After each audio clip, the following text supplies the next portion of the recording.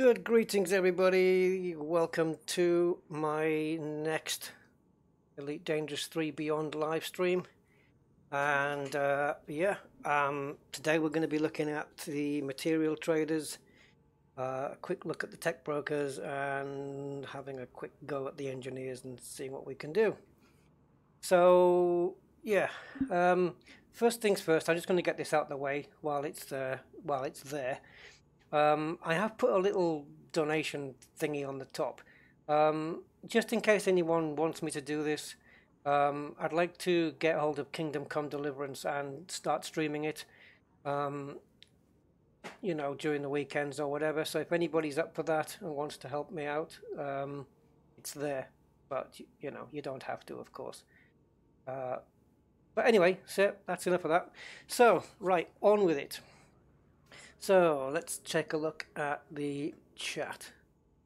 Let me just pop it out because I need to pop the chat out. So right.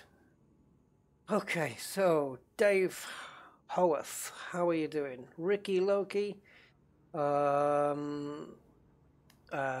Bonehead, Emulated Penguin is the new Guardian site. Yes, I answered that, didn't I? Yes, it is. It's not active like as much as the others are, but you can pick up a lot of Guardian materials there, so it is worth a visit as well, if only just for picking up the Guardian materials that you might need for other stuff. Taran Carr, hi. Chester Shotgun, greetings to you, sir. Andy BBZ. Or BBZ, depending where you're from. Commander Justin of Soul.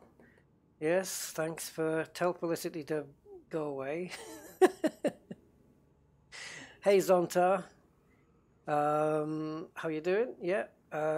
Isaac Macias. How are you, man? But we had some problems today, but I think they're sorted. I think. But anyway, I left you a message on your phone. Mr. C. Dots, greetings. Tangent Revolution, thank you for your welcome, and welcome back to you too. Kathina, greetings. I'm under 10 feet of snow. This is it, you see. I know you're all snowed in, so this is why I'm doing these streams, because you can't escape me. Driving in Luton. Hi, driving in Luton, how you doing? Alan Ritchie. Flimsy's Gaming, Rusty Dog. Yes, hi Flimsies, how are you doing? And Fatini's with us as well. Hi Fatini. Rob and Whole Peculiar and Andy.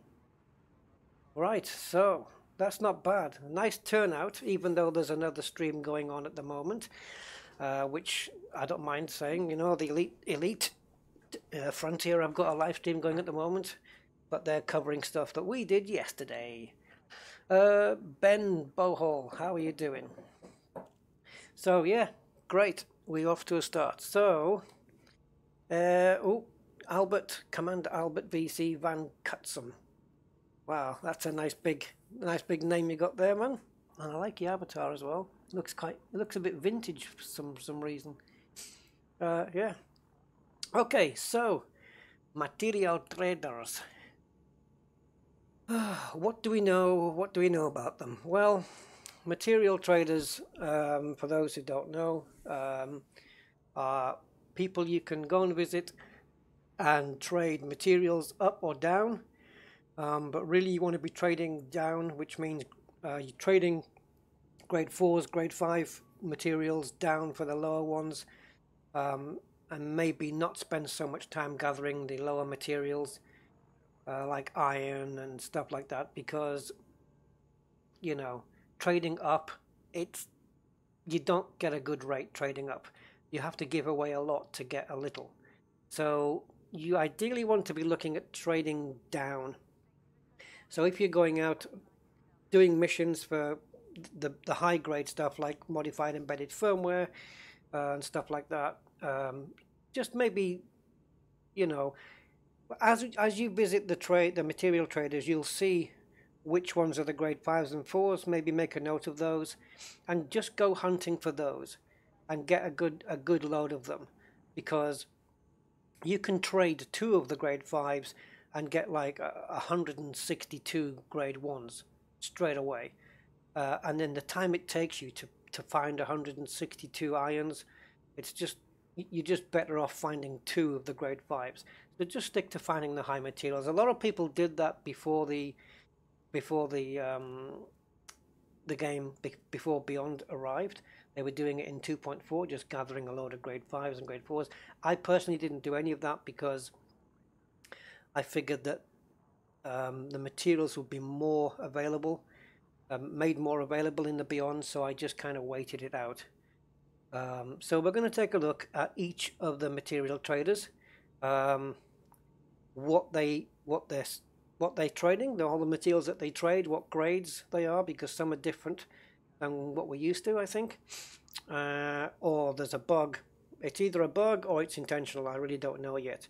I think it's with the raw traders. There's a bit of an issue there. So yeah, we'll take a look at some of the stuff. Right, so Lon McKay, thank you, my friend. That's a very nice thing to say. They're rip-off merchants, yes. Yeah, they're rip-off if you're trading low to high. It's quite a rip-off. It really is. It's really not if you find low-grade stuff like iron and stuff, you happen to, let's say you're searching for something on a planet surface and you come across iron, you may as well pick it up, because just fill up all the bins. You may as well fill the bins as you go, because there's no, you don't have an overall limit for everything, so you don't have to look at your materials and go, I have to get rid of, I'll have to get rid of 10 or 15 of these chromiums in order to fit these yttriums in there, and so I'm going to lose my 15 chromiums, which took me 45 minutes. That's all gone now. You don't have to do that, because they've all got their own individual bin, and so each material doesn't bother the other one. So you just pick up everything you can find, basically. But you're probably more advised to go for the higher grade stuff, because down trading is can be quite lucrative depending on what grade you're going down to. And the fact that the material traders exist at all is a really good thing. It's such a good addition to the game, such a welcome thing, I think. So I'm glad we have it. I happen to be in a system that has one, so we're going to take a look at that one right now. I can't remember what type he is. I think it's encoded, but I'm not too sure. Let's have a quick look at the chat before we do that then. I'm still flying back to see what has changed. Well, it's quite a few changes, I think. I haven't seen an NPC or a live player in a day. In a day? Oh, that's nothing, man. Flight to Colonia and now back. Colonia, people are doing that in 5 hours now, right? Colonia, I think. Barticus, hi. Good afternoon where you are, indeed, yes. Looking forward, driving around, filling up the bin, admiring the new services. Yeah, exactly. That's another good reason. You got some new planet surfaces to do it with, and enjoy those while you're filling the bins, as it were. They're also the only trader I know of who actively hide and don't want to advertise their stuff. Right, we're going to talk about that though. Yes, I've heard a lot of people saying that the planets are good now. I've only seen a couple myself, but I've had some people telling me that they're in various different places and they're looking at some really, really nice planets. So that's really good to know. Hi, War Pig. Yeah, you're welcome for the arsenic tip. I remember that. Yep. Data mined wakes, much easier to find. I think they have made a lot of things easy to find. Yesterday we were in a conflict zone, or was it the day before? I think it was the day before. We were in a conflict zone, and we were chopping down eagles and asps, a couple of pythons, and they were dropping some serious materials. Not only the little materials that you go, yeah, I've got tons of those. They were dropping proprietary composites and really, good stuff.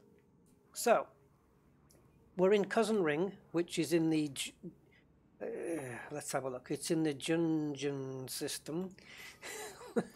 However you say that. Tijin, Dijin, Tijinjin. I don't know what it is. I have no idea. Yeah.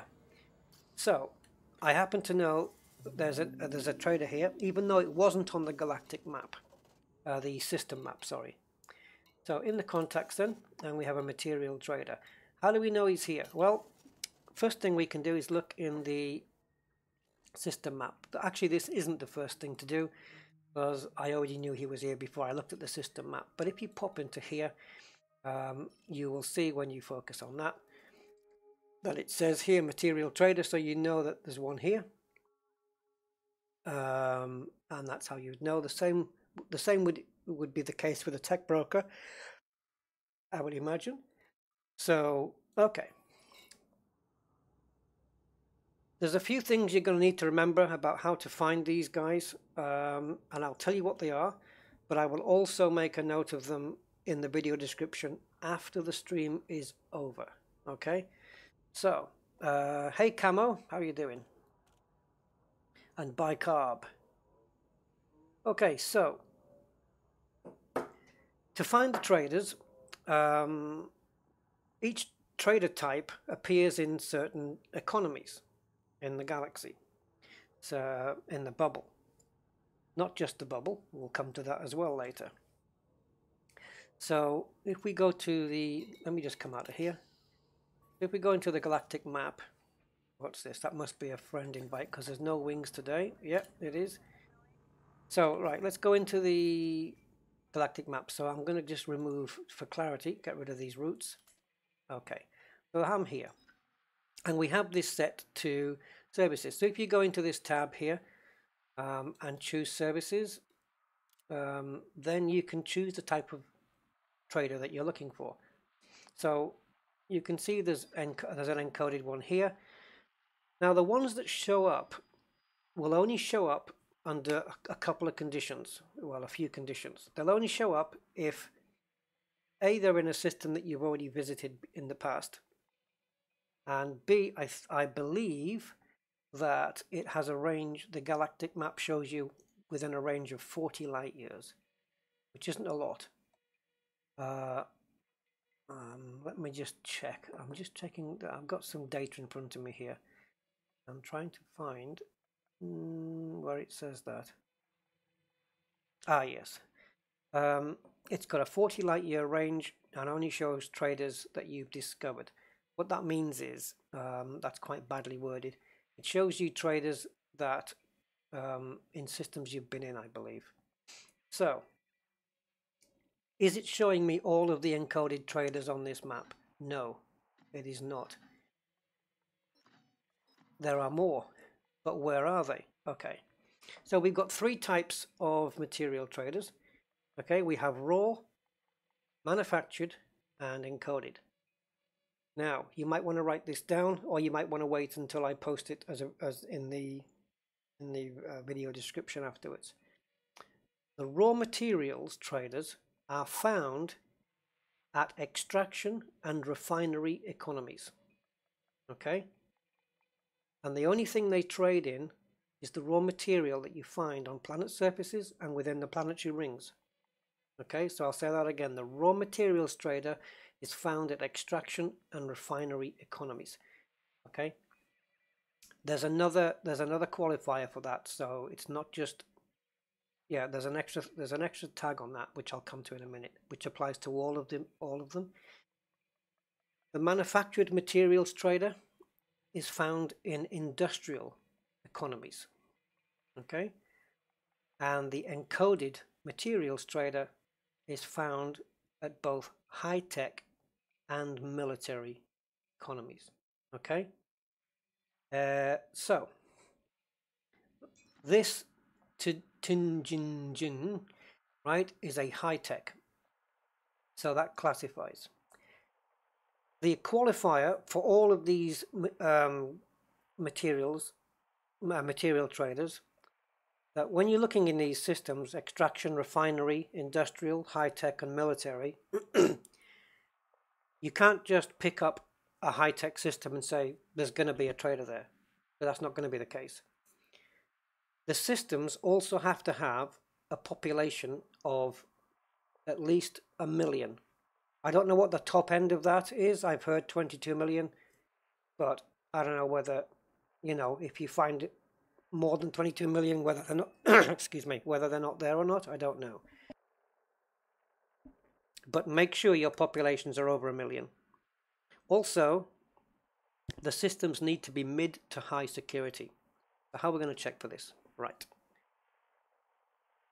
First thing I want to do is find, let's say we want to find another encoded trader, for example. So the first thing I'm going to do is look for the type of economies where they would exist. And that would be high-tech and military. So we go into here and we go into that one. As you can see, I've already got it marked into economy. So I've got high-tech and military highlighted. As you can see, there's one there. There's one there. What's this one? Yep. This one. There is a specific one I'm looking for. I'm not going to lie. I do have one already lined up. But there's a few here. This one's only got 151,000 population, so I'm not even going to bother with that. If you want to, you can change the population slider as well to only show certain. So show by population, and then you can pop this up. But I actually don't know where that would be, so I'm going to leave that alone. But there's a certain system I'm looking for, if I can find the damn thing. This is only just one example, but I'm looking for it for a specific reason. I might just type it in if I can't find it. It's close to Jindin.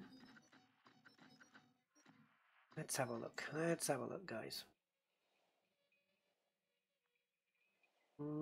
I found it quite easily before. Okay, I'm going to type it in. So the system I'm looking for, I only know it because I pre-prepared this before the stream, is Unigak. Oh, I hope I've spelled that right. Okay. So this one lights up in blue, all right? And what that tells us is it's high-tech. And it is 6.2 million population, so it meets that requirement. But is it mid or high-tech security? Well, let's have a look. Go into security. And it is blue, meaning it is medium security. So yes, it meets all the requirements for there to be a trader there. However, if I go into my services, you'll see it's not showing that there's a trader there. That's probably because I've not been in that system. So just the fact that it's not showing up on the galaxy map doesn't mean there isn't one there. So according to all the criteria that I've given you, there should be an encoded material trader here. So let's plot a route and let's go and see. Go into the system map. Oh, and we have a station. Oh, Porsche dock. I didn't know they had a Porsche. Porsche, yes. Get the pronunciation right, Rusty. Porsche dock. And let's go visit. I've never been here before, so we will see. I'm in the ASP, so I've got a pretty good jump range, and it's only a jump away, so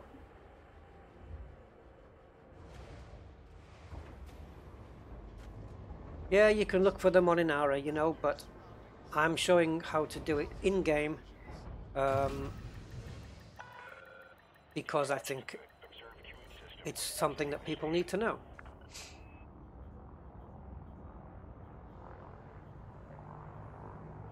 So let's just fly out here and we'll head over.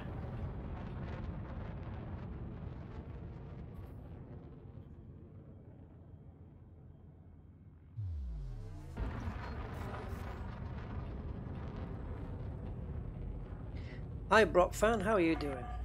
Nice to see you here. Have a safe trip, Commander. Yeah, I don't know. There's been no patches for Teeny about that. I don't know. Is that have Frontier confirmed that as a bug? Oh, hi Goatman, how you doing?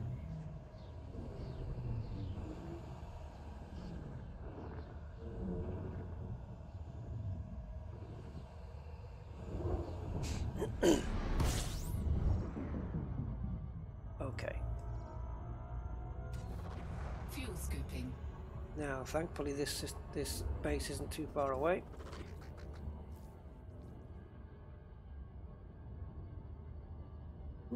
The first time no, it won't be the first time I've been inside a Porsche, but it'll be certainly one that's not as this is the least aerodynamic Porsche I've been in.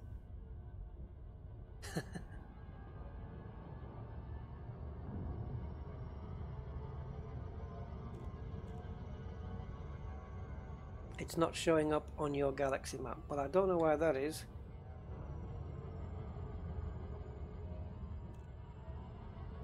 You've been in the systems, you bookmark, but I can't imagine why that would be. But yeah, if you look in the galaxy map, you will see, depending where you've been, I suppose, you will see a few traders already there, but certainly not all of them. Now, from what I've researched, there are traders, I think one of each, at Colonia, running the Colonia system, and there's some in the Pleiades. So there are some that exist outside of the bubble, the normal bubble. Where you won't find them is in Anarchy systems, of course, because I've already detailed what kind of systems that you will find them in. So you won't find them in Anarchy. You will not show them. They will not show up at any stations that are controlled by criminals, and nor will they appear, or they will not function in a damaged station. So be aware of that. You cannot material trade on a damaged station.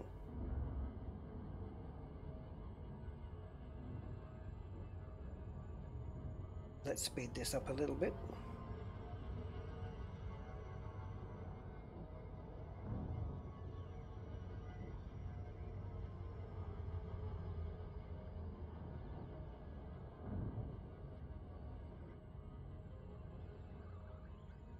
Let's have a look.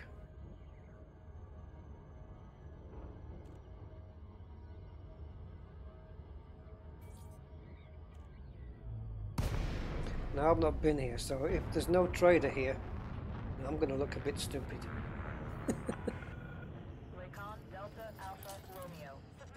Oh, you know what? It would tell you in the system map, but I just haven't bothered to look.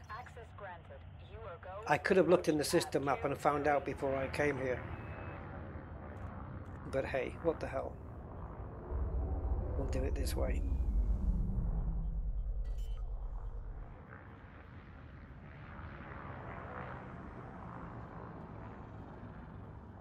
I haven't been out in the ass for a while, so it needs its pipes cleaning.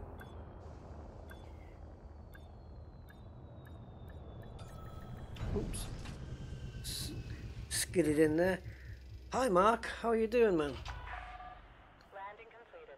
Andreas Doblug? Hi.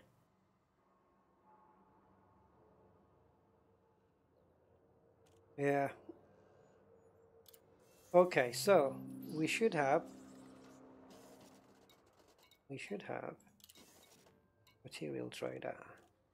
There he is. And it's encoded. So this is what we're going to take a look at. So we got grade 1s, grade 2s, grade 3s, grade 4s and grade 5s as indicated by what I call leaves, the leaves. So very common, I don't know, standard, rare and very rare. Trading down, lucrative and pretty good. Trading up, torture. Try not to do it. try not to do it. Hey, the Royal Diamond. So let's say, what am I low on? I'll do a quick trade, I think. Anomalous bulk data, I don't know if they're going to be useful for anything. And I've only got 3 of the class 5, so I'm not really... Specialized legacy firmware. Okay, I can trade a MEF. So this is a grade 5. And the first thing you click on is what you're looking for. And I'm looking for more specialized legacy firmware. I'm not really, but for the sake of the stream, so I click on it. Now it tells me up there. A good choice. I'm sure we can make a deal. Choose what you want to trade. Specialized legacy firmware, of which I have 19. So I will trade on the same level here, on the same shelf, let's call it, on the same shelf, I can trade 81 to 1, which means if I give away one of my modified embedded firmwares, she'll give me 81 specialized legacy firmwares, and that will give me 100 of them. So I am prepared to give up one of them, so let's do that. And there we have 100.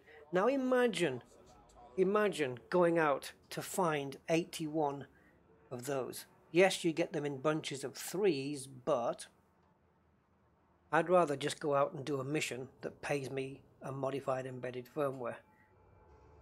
So just note these 4s and 5s and look for these. Now imagine it was the other way around, and I needed a modified embedded firmware to do an engineer's upgrade. So I'm searching for one of those. I would need 1,296. Obviously you can't, because your bin only allows you up to 300. So you can't trade that much. This you can do if you had 250. If you had a full bin of 250 modified consumer firmwares, you could give up 216 of them for one modified embedded firmware. No one's going to do that.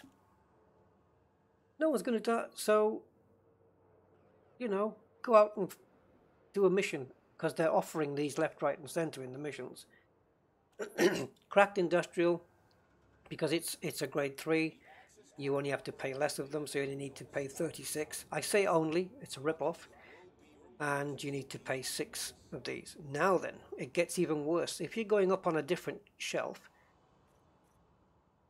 the numbers all shift to the right. So the 6 is over here, the 36 is over there. So now it gets ridiculous at the top end. You know, you cannot possibly give 7,776 anomalous bulk scan datas to receive one of these. It's ridiculous. But you can trade from one shelf to another shelf if you want, you know, because these are all sorted into different genres of materials. And you can trade from one to the other, but it's more costly to trade from a different shelf than it is from the same shelf. And I think that's going to work both ways. So if I unclick that and I say I need some more distorted shield cycle recordings.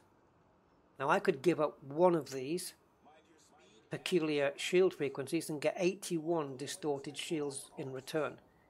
But if I don't have any of these, let's say I don't have any at all, I'd have to look on a different shelf or come down to the next level here. So I could trade one grade 4 and get 27, or I could trade a grade 5 on a different shelf, and I'd have to trade 2 of them to get 27. So if you can stay on the same shelf, then it's good. And if you're trading down from 4 downwards, it's good. Trading up, not so good. So that's the encoded. Alright, so in a similar fashion then, let's go and find... I'm going to leave the raw one till last because there is issues there. So we're going to leave the raw one till last. So now we're going to look for the manufactured. So where do we find the manufactured? Well, we found them at industrial economies. Alright, so let's go hunting. We can of course click here and see if there's any in the area, and It looks like there's one here.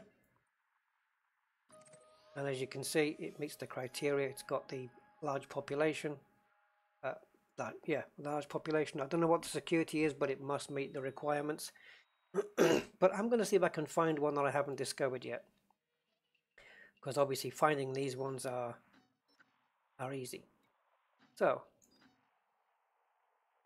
manufactured. So industrial. So now let's go to industrial. So we'll just wipe off that and replace it with industrial. Okay. Now we know it has to have medium or above security and at least 1 million population. Let's just have a look at this. 2.1 million. There we go. Okay. And that is Iota Crucis. Let's take a look at the excuse me guys, I've got a frog in my throat I think. Let's take a look at security, and that is also medium, so that meets the criteria. Do we have a place that we can land? Yes we do. Well, it's 10,000 away. Is there another one further up? No.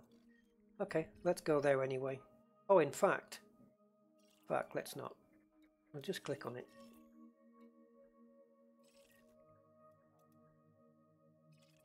Okay, and there it is. It tells you on the left. Material trader. Well, we're going to go there anyway because we're going to check out what he's got for sale. I can't get to it. There we go. I'm going to clear the route and replot just to be sure. And we'll go there. Why did you eat a frog? I don't know. I just like French people. Docking clamps retracted. Regulate speed until clear of exclusion zone. Sorry, that was a bit politically incorrect. All in the best possible taste.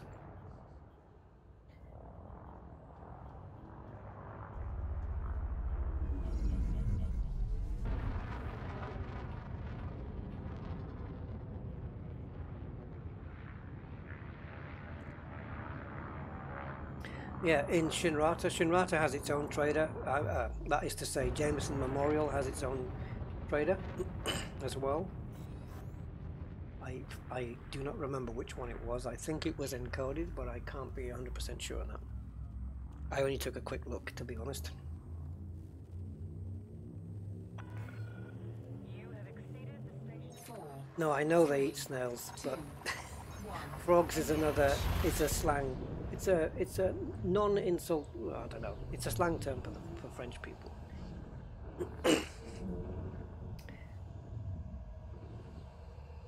But there's no bad intent behind it. Okay, so we're gonna have to whiz 10,000 light years. We know he's here because it actually told us in the system map. But I may have some things I want to trade, so let's go and see.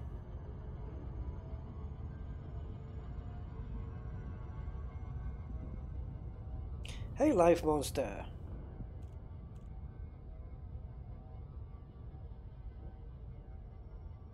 We can scan marketplaces. Are you talking about from the commodities? We can scan marketplaces now in system. Do our scans expire daily on those systems? If I'm not mistaken, are you talking about the commander, the routes the commanders take? Because yes, what you buy there is the last 24 hours of trading data.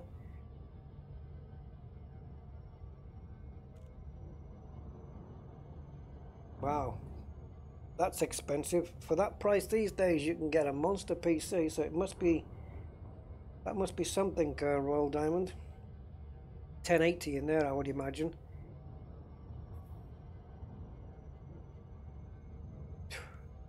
Yeah, I can imagine that Elite Dangerous in 4K must look quite... I'm looking at it in 2K, and it's okay in 2K, but in 4K it's better than 2K, okay?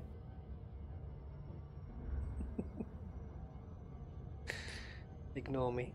It's one of those days. Because I know I've got another live stream tomorrow, my usual slot.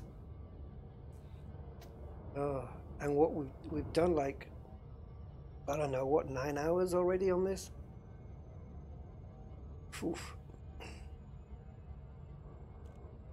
Yeah. I tell you what, I don't know if everybody knows about this, or maybe some people will.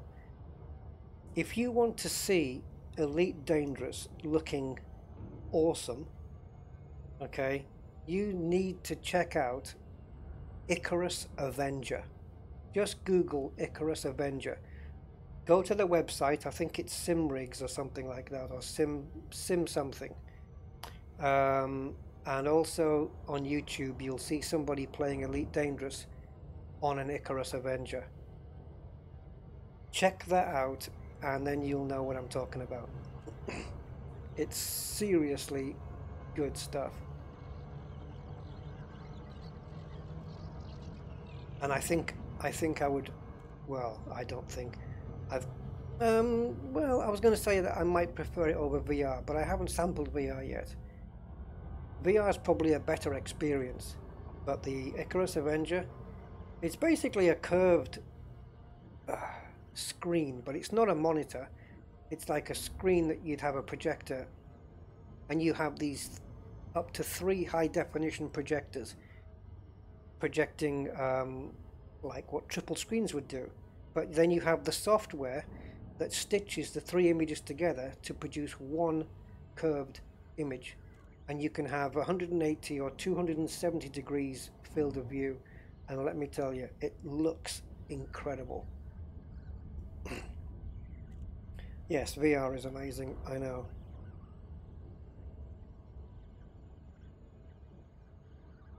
The Icarus Avenger, yeah, it's in, you have to pay it in New Zealand dollars.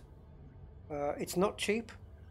It's more expensive than VR, that's for sure. But it does look very cool, and not just for Elite, but say flight sims, racing simulators. It looks the beast. VR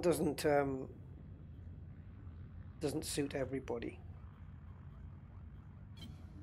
No, I have no idea where the front door is. I should have checked. I think it's over here though. I think it's down here. Flight assist on. Permission authorized. Vector for approach to landing Scan pad detected. 30.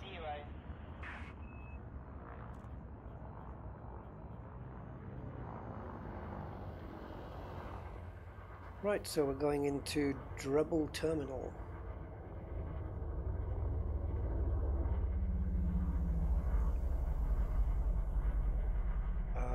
What are we at? 30.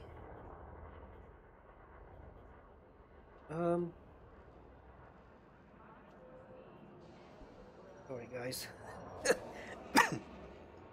Yes, I thought it was that one. Caution. Maintain safe separation.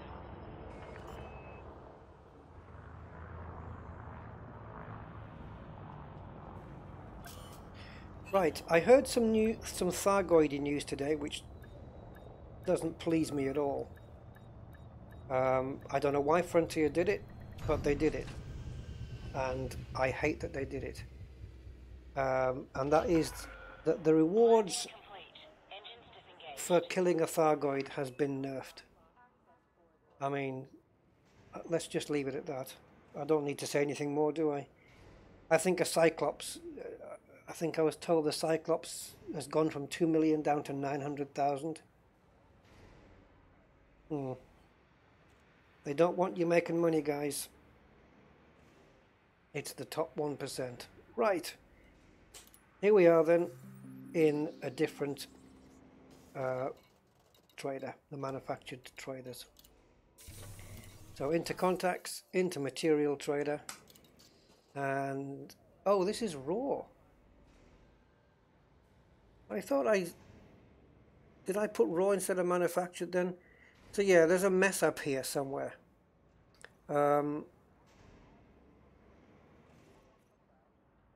Yeah, these are empty. I don't know whether this is a bug. Yeah, because FDev. I mean, just leave it alone. You know that. Oh, they're making too much money, or maybe because we're going to give them new weapons, so the Thargoids are going to be easier to kill. Apparently, unconfirmed reports of a new Type 8 threat, or a Threat 8, whatever it is, Threat Type 8. So they must be giving us weapons that makes it easier to take the Goids down, and so therefore the price of the kill has come down by over half on the Cyclops. For the Basilisk, I don't know, and the Medusa, I don't know either. So here we are at the Raw. Again, I don't know whether this is a confirmed bug yet, but as you can see, we've got grade 1s, 2s, 3s, and 4s. But as far as I'm aware, Yttrium's is supposed to be a 5. So if we check, I'm just going to check in my inventory and go to Material. And I have to scroll all the way to the bottom because it doesn't cycle from top to bottom. And Yttrium is a 4. Yeah, now then.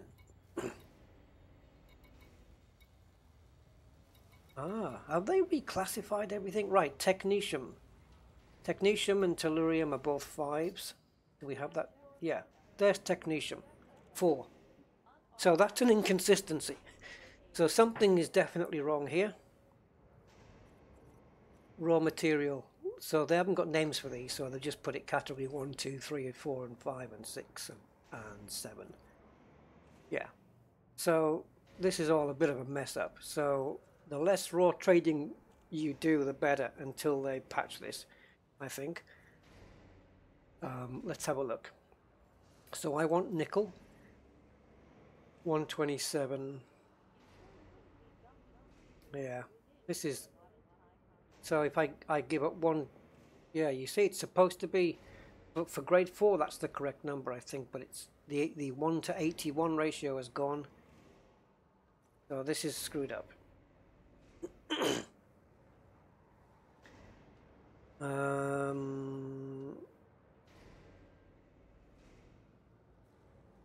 What are you saying there, Andy? If I was to start new today, I would play for a week and then stop. Really? Even with the new one? A relog? No, I think this is actually properly bugged though.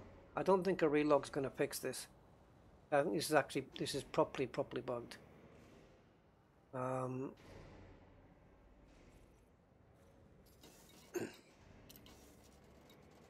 I'll try a relog, but I seriously don't think it's going to do it. So we'll come out. But just to show it on the stream anyway. Back into my group. Incoming message. And into station services, contacts, material trader. So, yeah. Something's gone awry here because they've got nothing in the 5th column and materials that should be in the 5th column are not. Yttrium is a 4 according to here, but Technetium is not. Technetium is a grade 5 and yet it's listed as a 4. Ruthenium, I think Ruthenium was a 5. I always thought it was. Let's have a look. Yeah, Ruthenium is a 5.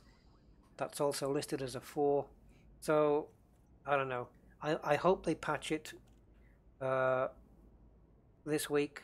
Yeah, that's not going to happen unless they do it tomorrow. Possibly Tuesday.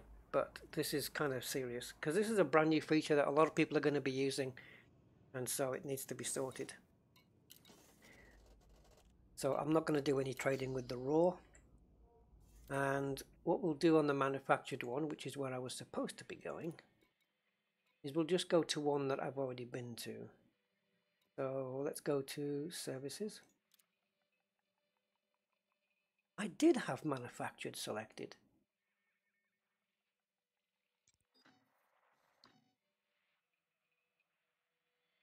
What about raw now? You see, now that lights up because I've visited here now. So now this'll stay lit now. Okay. Well, we'll just go to a legit blue one.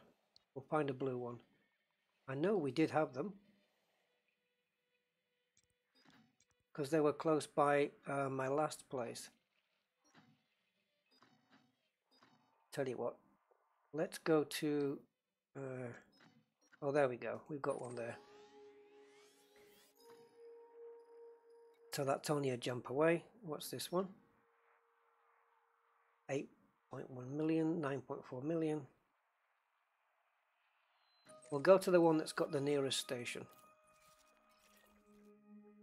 which is that one, and we can zoom in on it so it doesn't move, and as we go it says at the bottom there,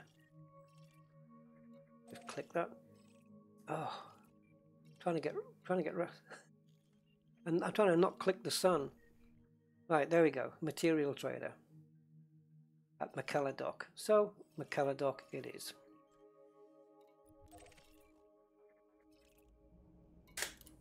And that is hopefully the manufactured ones. Yeah, a lot of people complaining about the grind. There is one thing I'm going to say about the grind. Okay, it's a point that people bring up a lot. Some people might not agree with me, but that's fine. I'm going to say it anyway. So Elite is a grind game, and I think it's difficult not to know that. I mean, how many people are buying Elite Dangerous and not knowing that it's a grind? Certainly if that was close. Certainly if you do your research on the game before you buy it, you will know it's a time sink and it is a grind, and it's a big time sink. But at the same time, it's not a race. It's not a competition. So you can progress at any pace you want. It doesn't matter. You can, if you're the instant gratification type of person, Elite's probably not going to be your best friend. Because it's not really for that. So I hear a lot of people, and I've had a comment today I think it was, or yesterday, about someone complaining that they don't get to put a lot of hours into the game. And I've heard that a lot on the forum, people complaining, well, I don't get to play Elite as much as other people. And the only thing I can say to that is, well, it's too bad, you know, because if you can only put 2 hours a day in, and you've got another guy who can sit down and put 7 hours a day in, it's simple math that you're not going to progress as fast as he's going to progress. And it's not Frontier's fault that you've only got 2 hours in your day to put in, because you work all day and you've got this to do. You have to understand that Elite requires time to progress, but it doesn't require you to progress at a certain rate. You can do it at whatever rate you want. So I don't think the argument of I don't have a lot of time to put into Elite Dangerous is a valid one, because how slow the grind is another argument, you know. But Frontier can't make shortcuts in the game for people who can't put the time in. They can't have high-paying missions or quick ranking methods for people who've only got a few hours a day, because the people who've got loads of hours in a day can also use those shortcuts as well. So it nullifies itself. It makes no sense. So I think Frontier kind of expect from the customer that they know that Elite is a time grind. But the good thing about Elite is you can progress at your own pace. If you can only put 2 hours a day, you are going to progress slower than other people who can put more time in, and that's just the way it is. It has to be. You know, it's not all about I have to have the big ships now. I have to have a billion credits tomorrow. If you're focusing on the game in that respect, you're going to hate it, because you're going to be fighting the game all the time and fighting the grind all the time. But if you incorporate the grind into your gameplay every day, it's not going to feel so bad. And yeah, that's what I reckon. My grind up. The other thing that people say, which I spoke about today on Discord, some people say the game doesn't begin until you get the big ships, and I don't agree with that either. Because for me, some of the best fun I had ever in the game was on my journey up towards getting the big ships, when I had my Cobra and my Asp and my Vulture. That journey up, ranking up, learning my skills, whatever, you know, for what they are, it was some of the most fun times I had in the game. So I don't buy that one either. Just a few of my thoughts while we're on our way to McKellar Dock. The grind is there, it just is, and yeah, I don't agree with all of it. I think some of it could be tweaked. I think there could be more diversity, more variation in activities. They have to stop nerfing every damn thing. So I understand where these people are coming from. I get the point. I understand. And to an extent I agree. But you can't make a complaint because you don't have as much time to spend in the game as other people. That's not a valid complaint for me. In my opinion anyway. That's how I see it.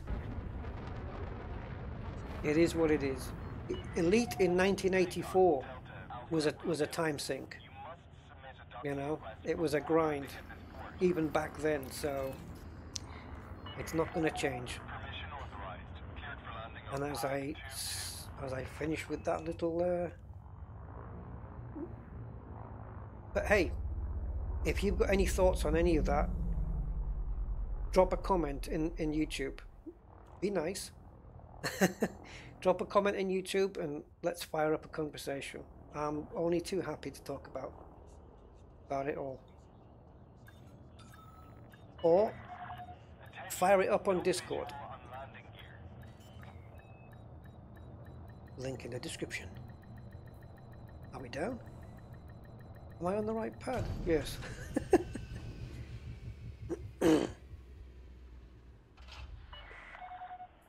Yeah, that's the problem, Kathina. People feel that they have to keep up, but they don't really have to. They just feel that they have to because they're treating it like it's a competition or a race to the bigger ships. Got to get a Conda, got to get a cutter, got to get a vet, but you don't have to. I didn't, when I got my Anaconda, you know, I didn't race for it. I didn't have a focus. Right, I'm going for the Anaconda. I'm going for the Anaconda. You know, and I need this much money, and then I need to outfit it, so it's going to cost me this much. And because otherwise, if I did that, every time I went into the game, I would have to have that mindset, thinking about the Conda, the Conda, the Conda. And then I'll be, oh, this is taking ages. Oh, this grind is too much. I don't focus on that. It'll come when it comes. It'll happen when it happens. I did that when I made my first million. I was thinking, I'll never make a million. I'll never make a million credits. It's going to take way too long. But then I thought, no, you know what? People are making a million credits. So it'll come for me too at some point. So let's focus on the game, play the game, do some trading, do some exploration, do some combat, play the game, and it'll come. And it was great. But I did have my best time in the smaller ships, because I was up against big ships in combat and it was scary. And now it isn't. So it's more boring now. But anyway, there you go. Yeah. The instant gratification, or as you've just said, good time, the insta-win culture, you have to get that out of your head when you're playing Elite Dangerous. You have to get the instant gratification mindset out of your head. If you can't, this game isn't for you. It really isn't. You'll be complaining every day of the grind, the time. because you're focused on, I've got to get my cutter, I've got to get the rank, I've got to get this. No, play the game, enjoy the journey. And now let's take a look at another. I wasn't even going to talk about that, but there you go. Right, materials. Are we into? Yes, manufactured. And a normal looking board. It looks like a game show, this, doesn't it? Yes, I'll have chemical distillery for 20 points, please. Now look at this, chemical storage units. I don't have any of those. But before I decide to get some, you might think, well, I haven't got any, so I should get some anyway. Are they used in any recipes? Well, I don't know. Do the engineers need any of them? I don't know.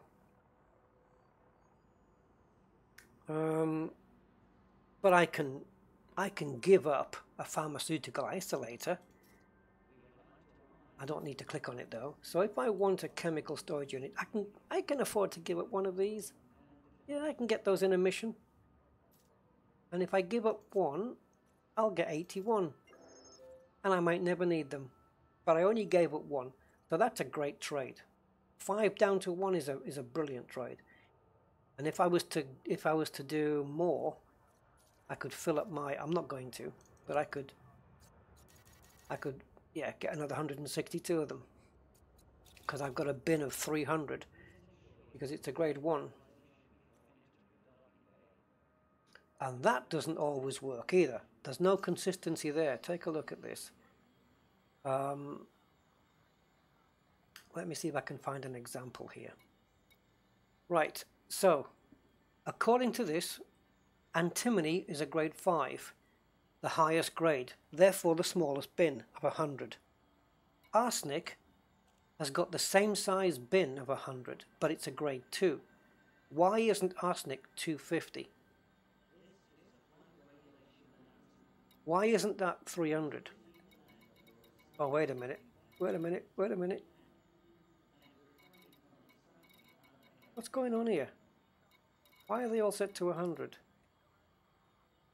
Tell me what I'm doing wrong, guys. Where's my 250s and 300s bin sizes? Have they changed this? Hi, Nikita.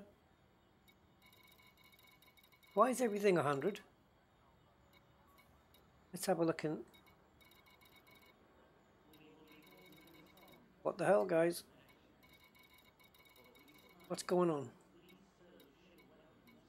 Why is this 100 for everything? I noticed before they had 200s and 150s where they should have had different values. All my bins are 100 max. It's a bug. Oh, well. Never had one of those before. Jesus. Honestly.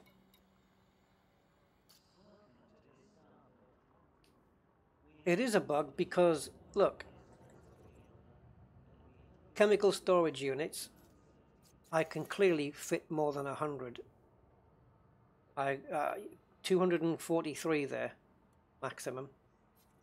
So it's a display issue. It's not affecting actual it's not affecting material trading, that's for sure. Relog again? They nerfed them. So now, are you saying that as an opinion or as a fact? Because they can't nerf it, because it was 100 before, then they put it up. They can't just knock it back.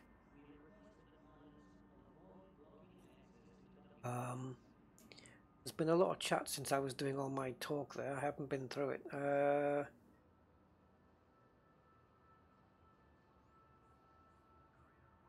Yeah, Barticus, if you're new, you know, probably stick in solo for a while, until you get a bit more competent, and then join us. In fact, join us in the Rusty Dog group, and yeah, and then you can wing up and get a bit more confidence in a wing with some combat practice, and then who knows, one day you'll venture into open play and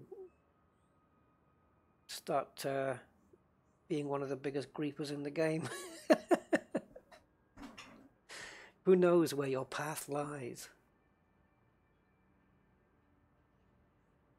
Yeah, exactly, Big X. You can choose however you want to play whenever you want, exactly. And as I said, at your own pace, whatever you want.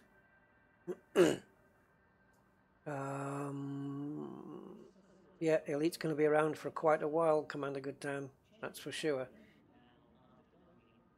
And they want to keep people interested, but they've got to balance it between, you know, gameplay that keeps people hooked, and they've got to stop nerfing every bloody thing. See, when I was in my Corvette yesterday, and the Anaconda, these bins were fine. They were all set at the right values. I am going to relog though, just to see. Who knows? Maybe it'll work. I'll stick with the group. We'll see what happens. Incoming message. Well, in that case, you can kill the griefers who are killing newbies. You might become a very skilled pilot. Because when I started off, I was terrible. Worse than I am now, if that's to be believed. Crashing sidewinders into, actually missing the mail slot and just either crashing into the wires or the toaster rack or actually into the wall. And if I got in, I was so excited that I got into the port without scraping the side. I would crash land onto the pad and just a complete mess. The whole thing was a complete mess. And most of my insurance claims are from back there. Sidewinders just getting smashed into the floor because I just couldn't land for the life of me. Hey Zarazenia. The fuel rat there. One of the many good fuel rat people. Okay, let's have a look in my bins and see if they've corrected themselves. Yay! Wow, a relog did it.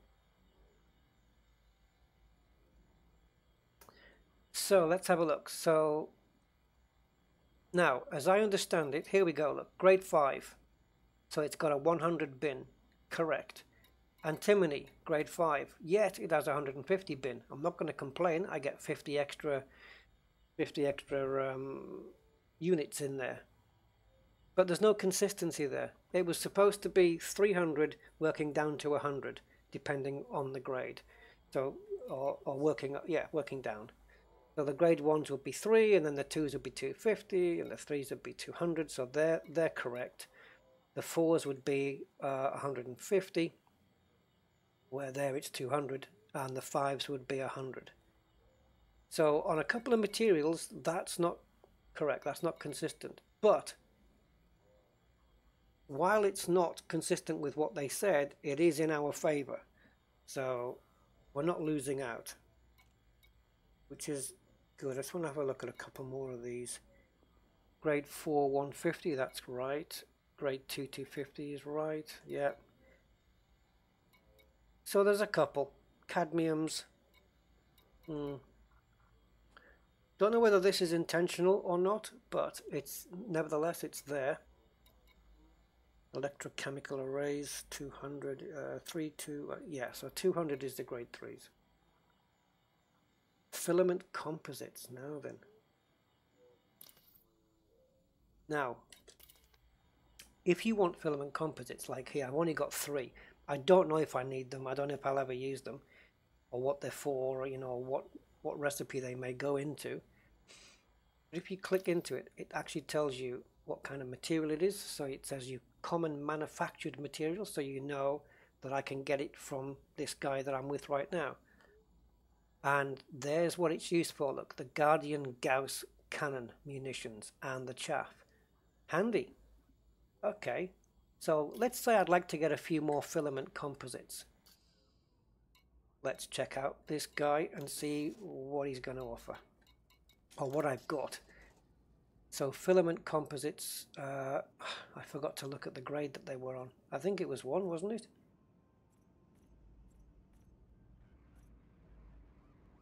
There we go. So I've only got 3 of those, so I want that. Now, I could give up a core dynamic composite, and that would give me a total of 30. But I don't think I need that many yet, because I don't have any Gauss things, and I don't use chaff that much.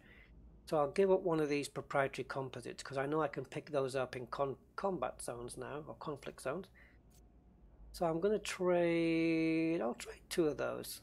I think I'll give up 2. Because I know when I scoop 1 up, if I could actually do 3, couldn't I? Because when I scoop 1 of these up, you get 3 anyway. So I'll do 3.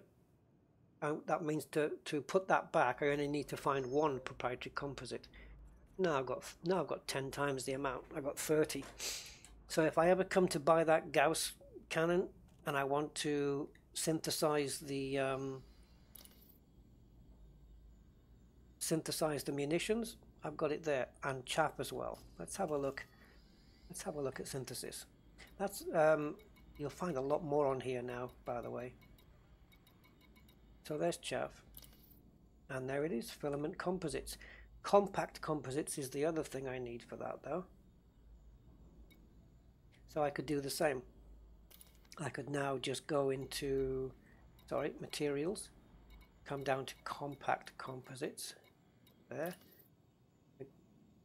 Now again, it's a manufactured material, but it's grade 1. And it's used for chaff. Well, I've got 30 of the other one, so why not? But there it is, compact composites. It would mean giving up 1 of these, which I'll do. And I'm going to confirm that trade. So now, if I'm not mistaken, I can now do 30 chaff reloads, where I could only do 3. And I've made a couple of small trades, but I'm happy with them. Great. Now I can reload 30 chaffs. Nice. Very nice. I'm glad I didn't have to go out searching for 27 of each of those.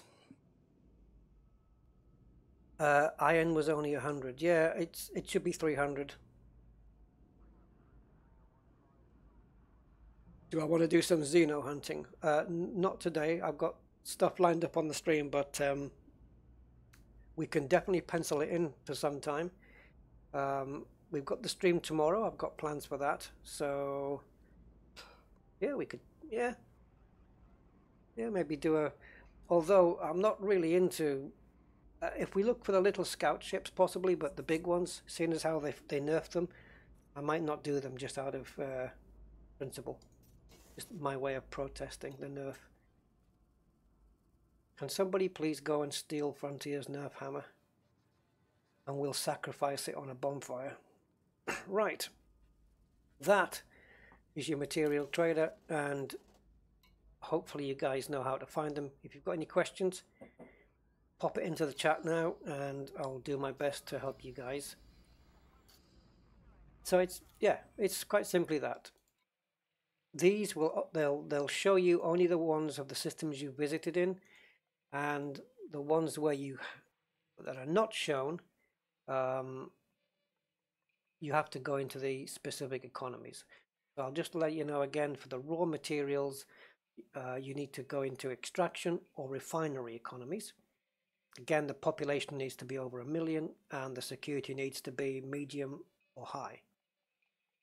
Manufactured materials are found at industrial economies, and encoded materials are found at high-tech and military economies. And as long as it meets those requirements, and the population requirements and the security requirements, you will find a trader in there. And once you go to those systems, once you've checked all that criteria and you found a system based on that, then you can go into your system map, click on the port you want to hope that where there is a trader, click on here, whoops, and it will tell you, oh god damn it, this interface.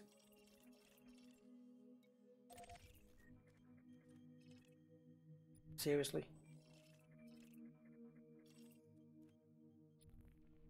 Oh, Frontier, what do I need to do?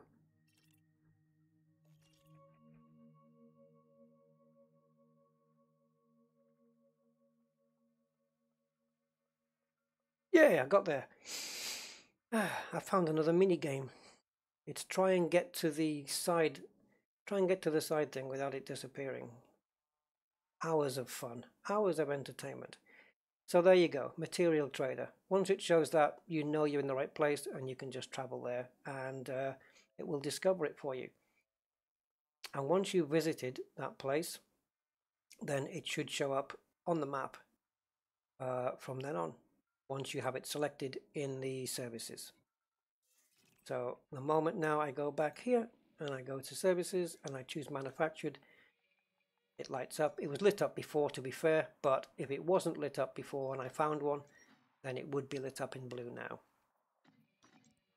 And I believe, I can't confirm this 100% guys, but I'm hearing that there's a 40 light year range. I don't know whether it only shows 40 light years from where you are or what, but there's something to do with 40 light years. I can't bloody find the damn thing. Give me a second. I'm trying to read some text here, and I'll be damned if I can find this. I did read it out earlier. Hold on.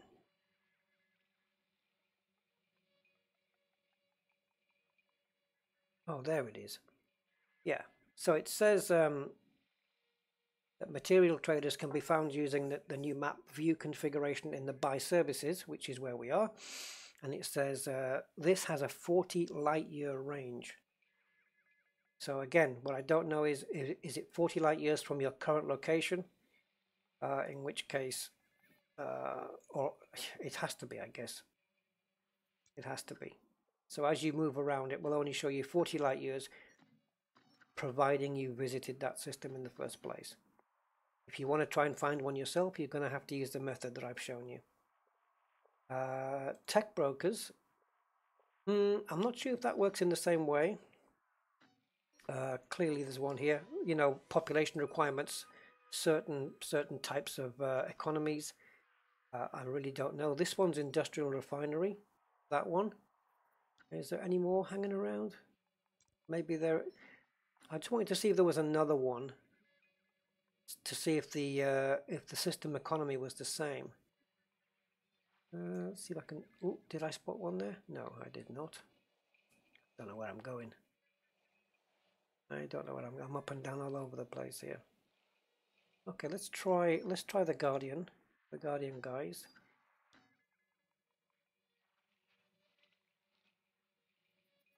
No affiliation with the newspaper. Okay, so there's a Guardian. I'd like to find two if I could. I might have to manually locate another one based on the information on the first one. Right. Okay, so we know there's one here in Tinjinjin, where we were before. So let's go into the system map. See if we can find it. I'm going to try the station first.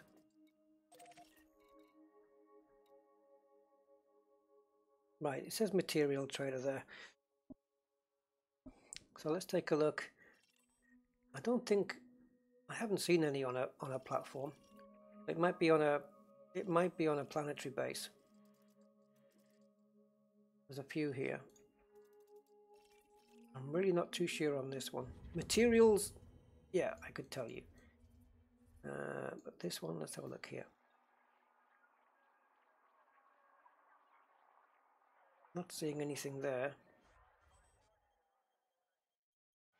Yeah, Dabs will be heading to in a second. Dabs Hope will be on our way, because it's to do with materials. So in we go. Okay, I don't think I can land there anyway. That's not a landable base. I wonder if I'm doing this right. Can't land there anyway. Did I check this one? I don't think that's landable either. Lots of mentions of Thargoids. So where's the bloody tech broker then? Or is it a case that it doesn't get mentioned here?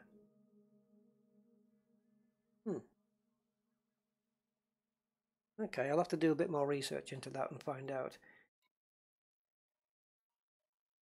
Tech broker.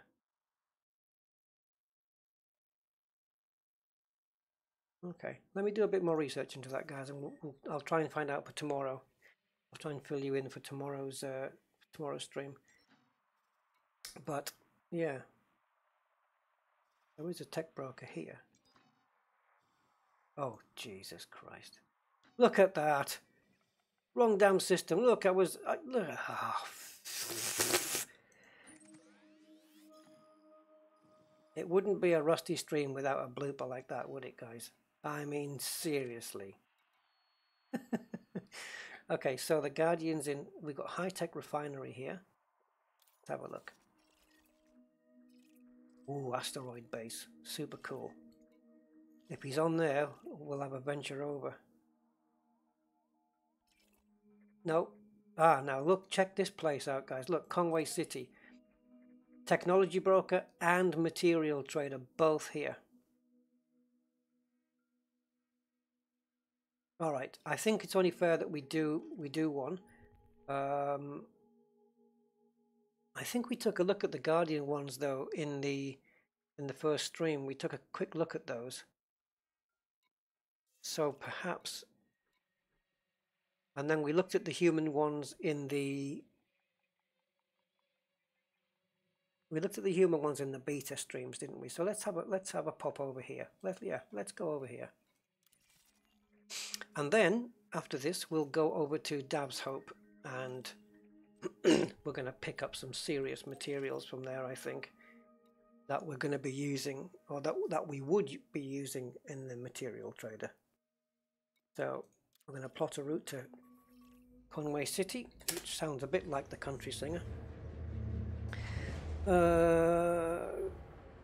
Congratulations, driving in Luton, on becoming king, Your Majesty. What's my take on 3 as a whole? I like it. I think it's seriously good. For me, apart from the bugs and a couple of nerfs and the fact that some mission payouts could be a little bit better, please, Frontier. I think this is the best update they've done since Horizons. Seriously, it's the best update since Horizons for me, and I think they've nailed it. In fact, the way I said it earlier when I was speaking to my friends on Discord there, the way I described it was like a little jigsaw puzzle, in that they'd had a lot of little jigsaw pieces, like well, they've got wing missions, and they've got, you know, the interaction with the megaships, which slot together with the wing missions. You've got better engineers, and it's a lot of little jigsaw pieces that all fit together nice to make a whole picture. Do you know what I mean? Probably a really bad analogy, but there you go. And I think they slotted the pieces together very well. So I've got to give them credit. They nailed it on this one.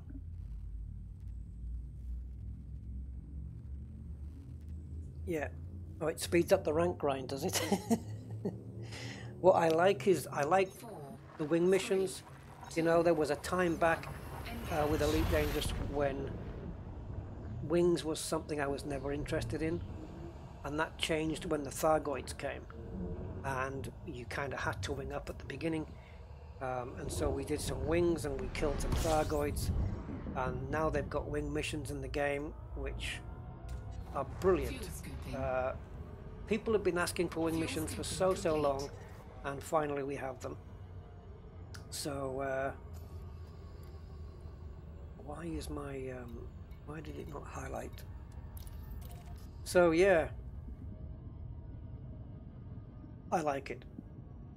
And I know there's more still to come. It's not perfect, you know, I'm not going to say it's perfect. The planet the planet surfaces are so much better. New Guardian stuff. The Guardians are now making a solid appearance, seems, or starting to.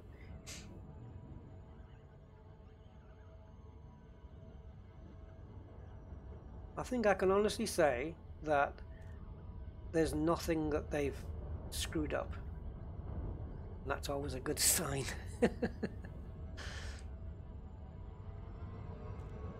Oh, and crime and punishment. Yeah. Finally. How effective that is remains to be seen, and how much they tweak it remains to be seen.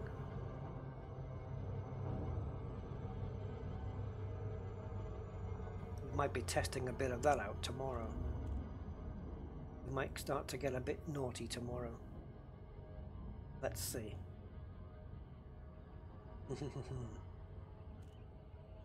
It's a question of how big are the fines that we're going to get. Are they, what's the word? Not inappropriate. Yeah, I know what I mean. Oh, did I do it? Did I mess that up? Ah, damn it.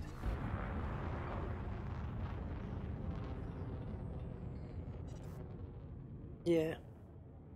There's a lot of little, yeah, it's like there's a lot of new stuff here that they've slotted together, and everything works in conjunction with the other one. You know, they've got crime and punishment, and now if you do, for example, a megaship, the looting the megaship, when you do, that's another facet of the game, and when you do that, to do the megaship, you really need to be in a wing. So you've got wing gameplay straight away. Then you've got interacting with a megaship, which is new, and then on top of that, because what you're doing is illegal, now you're being punished by the new crime and punishment system. So it all interweaves with each other. All the pieces interweave together, and yeah, it's good stuff.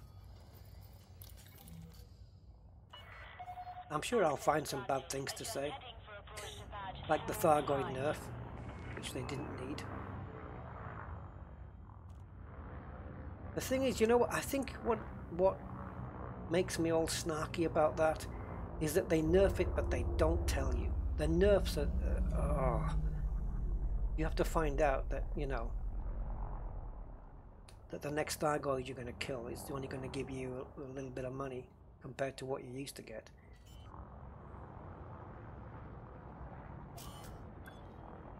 What do you mean pad loitering? I was moving.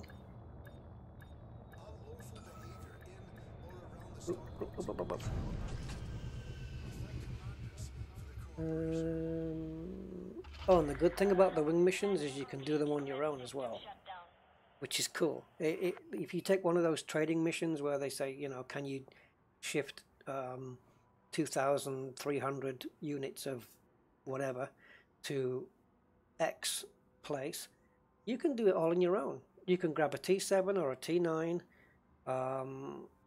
which has had a massive upgrade to make it very desirable now as a trade ship, and you can do it all on your own and just claim all of the money for yourself. And you know, I mean, you would claim it all anyway in a wing because you all get paid the same, but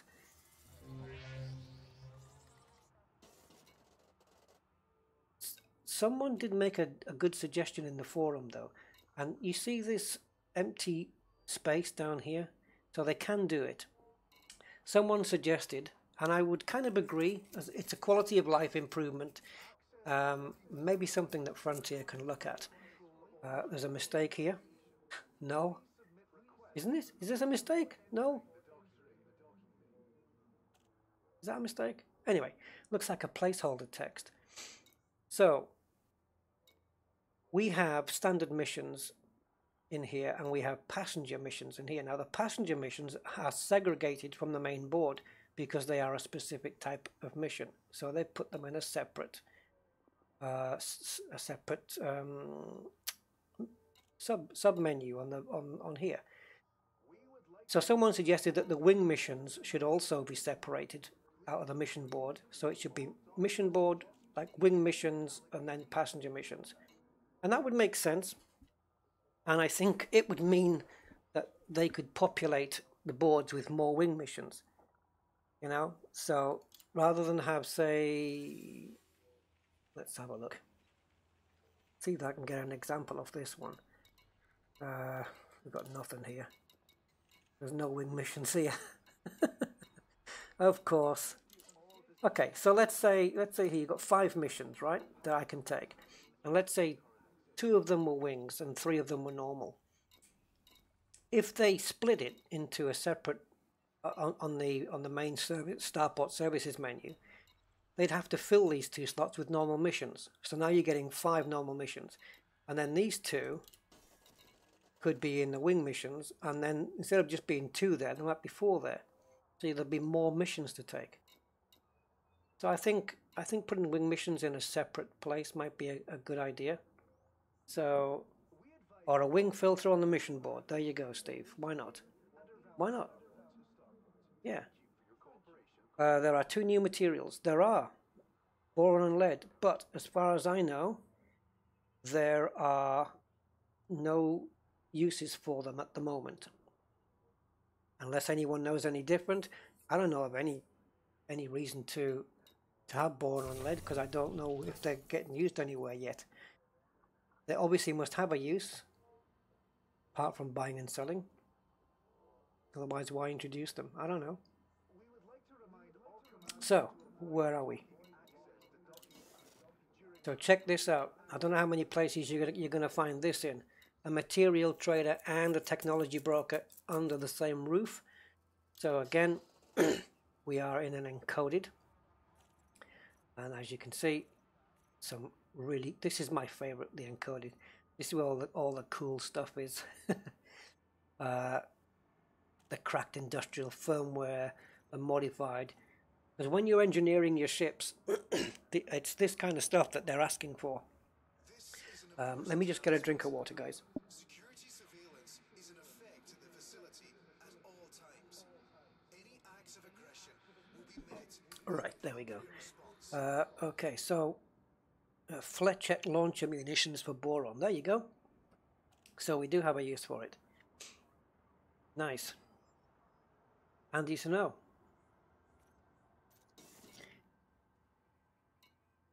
Let's have a look in the tech broker then. So you can see the requirements here. It tells me what they need, but it doesn't tell me how many I've got of each. Now, wouldn't it be cool? Very simple fix, right? A simple quality of life change. Let's say it says this one, for example, 42 pattern epsilon obelisk data. And at the end, in brackets, is a number, which is how many you have. So you can see here, it might say 2, 15, 18, 7, and 15. And then you know instantly, okay, I've got to get 15 of them. Because otherwise, you've got to keep going back into your materials, back into your data, and keep looking. Like, I know I've got some of these because we were collecting them on yesterday's stream.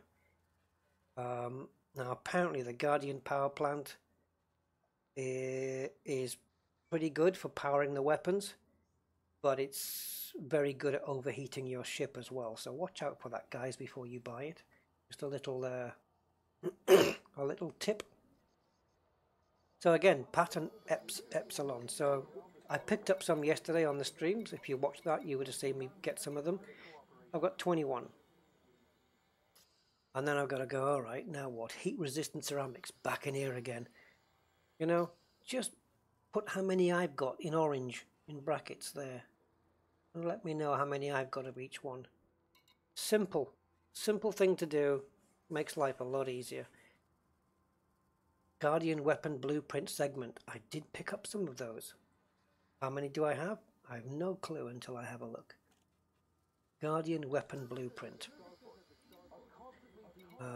Is that going to be here? Yeah. I have one of those. Yeah. So, you see, let's say I had let's say I had 5 of those, so I had sufficient of those. Would that light up in? Would that be orange? Let's have a look if I meet the requirements of any of these. No, I don't. See, I don't know whether these light up in orange when you've got them. I would say they would. This is just telling me that I have insufficient of everything. So that's what's here. That's what you get at the Guardian Technology Brokers. I don't know whether these are better for fighting the Thargoids or the human technology broker, because he's got stuff there. Maybe we should check that out. And lead is for enzyme missiles. Well, there you go. So we do have a use. Now, to get boron and lead, of course, you have to mine it. And apparently asteroids are dropping. Oh, you mine, right, just to complete that then. You mine boron and lead in metal-rich asteroids, if I'm not mistaken. Metal-rich. And, of course, asteroids are now yielding more drops, so even more reason to have your collector limpets and I guess prospector limpets to make them drop even more. Why would you do that, Goat Man? Why would you want to stink my ship out with a fish? Okay, so materials, all these nice materials that we see on the material trader. I'm going to give you, most of you are going to know, but I have to do this for people who maybe don't know, you know, the newer players, whatever. A place to go to pick up this stuff, of course, is Dab's Hope. So we're going to go and check that out. Now then, just give me one moment and I'm going to be with you. Just need to go into my channel and do a cut and paste. Now I've already been to this Dab's Hope before, so it should light up for me. The details for Dab's Hope and everything that you can find there, everything that we know that you can find there, is already on my Discord channel in the material and data info. It's the first entry. So if you're on my Discord, go into the material and data info and it's at the top of the list. You'll find all the details you need to get to Dab's Hope, the coordinates, and then all the materials that you will find when you get there. If you're not on my Discord and you want to be, the link is in the video description. And for those who aren't, well, tough. I'm just kidding. I'll give you the coordinates. So anyway, I'll give you the coordinates as we get there. Hopefully I won't need them, because like I said, I've been there before, so it should show up for me now. So we're off to the Hyades sector, which 290 light years away, and I'll take the asp. Won't take me too long, I don't think. 7 jumps. I think we can handle 7, and it is on planet or moon or whatever you want to call it, A5. And that's where we're headed, and we're going to go and pick up a load of stuff. It's like Santa's grotto for materials.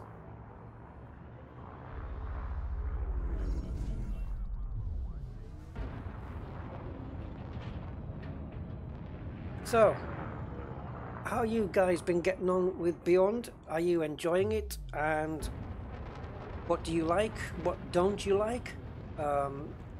Just let me know, or leave a comment in the thing. I'd be interested to hear you guys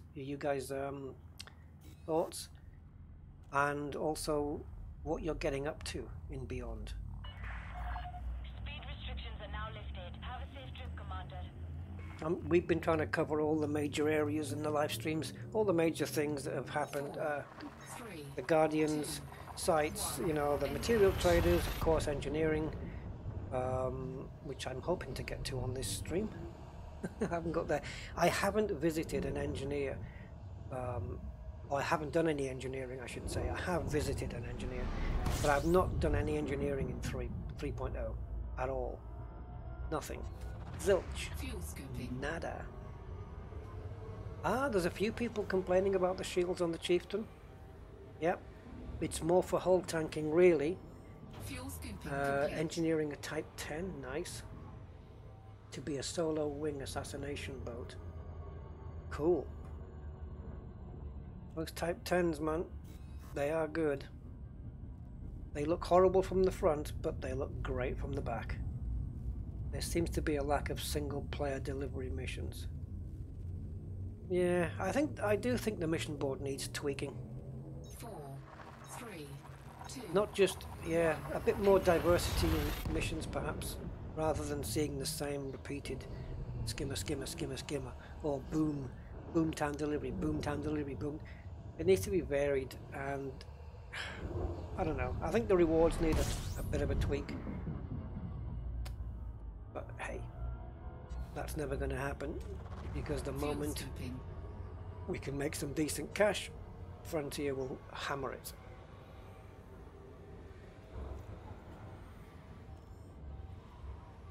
Fuel scooping complete. While we're on this journey, should I tell you what another one of my pet hates in Elite Dangerous speak that you hear? I don't know why, it's just a pet hate. I hated it the first time I heard it. There's two phrases that I hate. 4, I don't hate, but it annoys me to hear them. I'm not going to use the word hate because that's way too strong, but they're just annoying. The first thing is God roll. I hate the term God roll because it's, yeah, nothing to do with its religious connotations, but in a game, fuel God scooping. mode in a game means indestructible. Literally, you cannot die. Fuel scooping complete. I don't know. It's just if you get a God roll in quotes on on your shields are not indestructible. They will go down. So how is it a God roll? It doesn't fit. It annoys me. And the other one, I've just temporarily forgotten, so I'll have to come back to that. I'll remember it in a bit. Oh, what was the hit now? It's a phrase that people... Oh yes, I've got it. Yeah. People who refer... nothing against the person. I'm against the phrase. But it's the referral of, like, Anaconda, 4, 3, Corvette, and Cutter 1. Engage. as end of game ships. There is no end of game. Elite Dangerous does not end. So how could a ship be end of game ships? Fuel Does that scooping. mean when I own one of them, I have to stop playing? They're top-rated ships, I guess. But end of game? And I still don't understand Iron Man mode. I still don't understand how that got its name.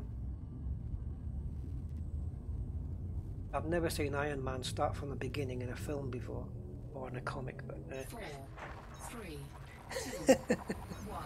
Engage. these are just things that I find annoying. God rolls. Yeah. But I can't think, if it wasn't called a God roll, what else could you call it? And I also think with the new engineers, the term Fuel roll scooping. is redundant now. That you can't really use the word roll, because roll referred to the roll of the dice, which was in the RNG that we were getting, you know, the casino. So you had this, you literally were like, it was like a roll of a dice, because you didn't know what you were going to get. You know, you could throw a 6, a God roll, or you could throw a 1 and get a really crap you know, upgrade that was worse than before, and you'd be wasting your materials. But now you're not strictly rolling the dice anymore, because you're constantly progressing upwards. It's not a gamble anymore. It's you know you're going to get better on every single time you generate a new thing. So you can't really roll anymore. So maybe that term is now gone. I think, yeah, I think that went with the RNG out of the engineers. 3, 2, 1, engage. I'll probably end up referring to them as rolls because out of habit. But there's no dice anymore. Frontier took the dice away. They took the casino away and they replaced it with, I don't know, a pimp my ride workshop.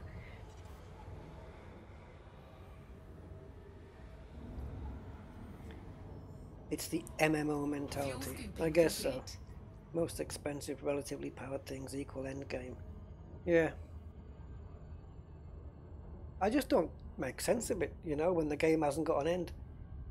Unless people are now thinking, well, I've got the big ships. That's the end of the game for me. Bye.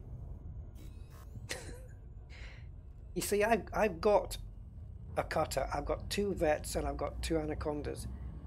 And I'm not saying this is the end of the game, or it's the end of your ability to get a better ship or a bigger ship. It's the end of that. But the game as a whole, not in the slightest. So I don't get it. That's true, Barticus. That is very true. That's the end game when you die in real life. Yep. Fuel scooping.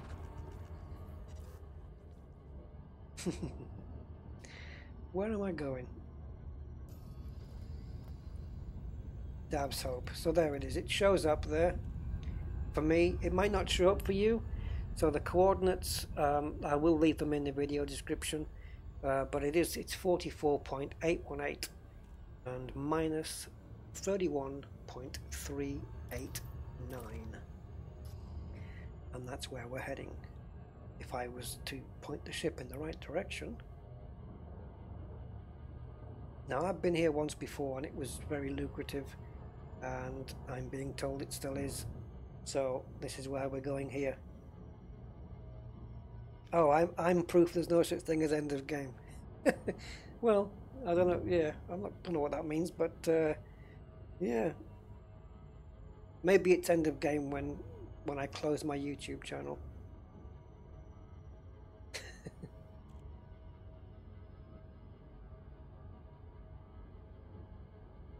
Well, I'm gonna hold on.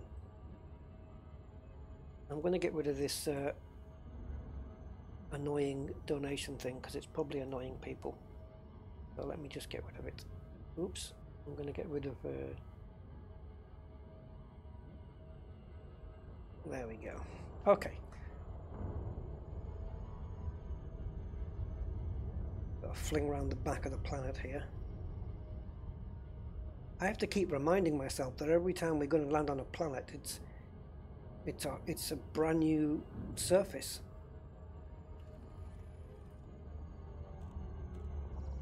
Orbital flight engaged. Okay, so we need to dip it down a bit, I think. 45 degrees, something around there would be perfect. Thank you very much. Anything around between 40 and 50 gives me a good glide in. And now, look how small this planet is. It's tiny.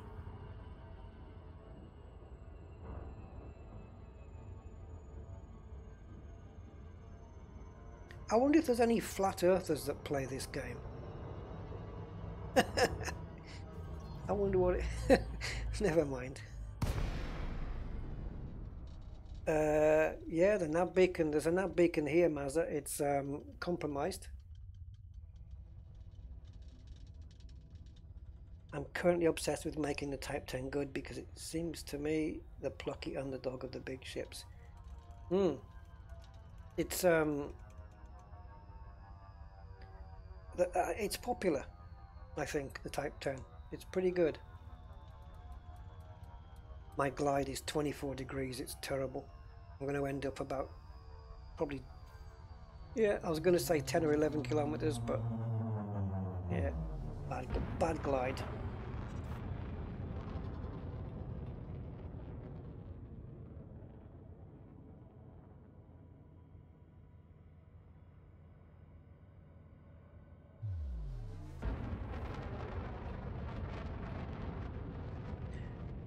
As far as the engineers go, the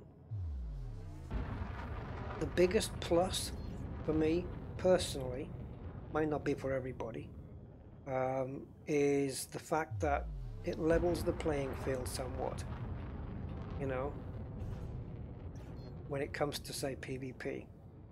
It levels the playing field a little, because if we both have the same grade 5 on the same module, we have the same results, we have the same cap, we're both capped to the same maximums as each other. So it's going to come down to how you've outfitted your ship, what weapons you've chosen, and your skill. So there's still a lot of variables going on in there, but in the main it's a lot more equal than it used to be, and I like that, because it might entice a few people who decided to leave open play because of, you know, the bad apples, to come back in to open play. Oh, what the hell's this? And I think that's a good thing overall for the game. It does have a downside, and that is that it widens the gap between the power of our ships and the power of the NPC ships. So they're going to have to increase the NPC's skill, I think, to narrow that gap back a bit more than it was in 2.4. But I like the new engineers. I wasn't sure at first, I'll be honest, but I like. Right then, guys, here we go. Let's see what we can find.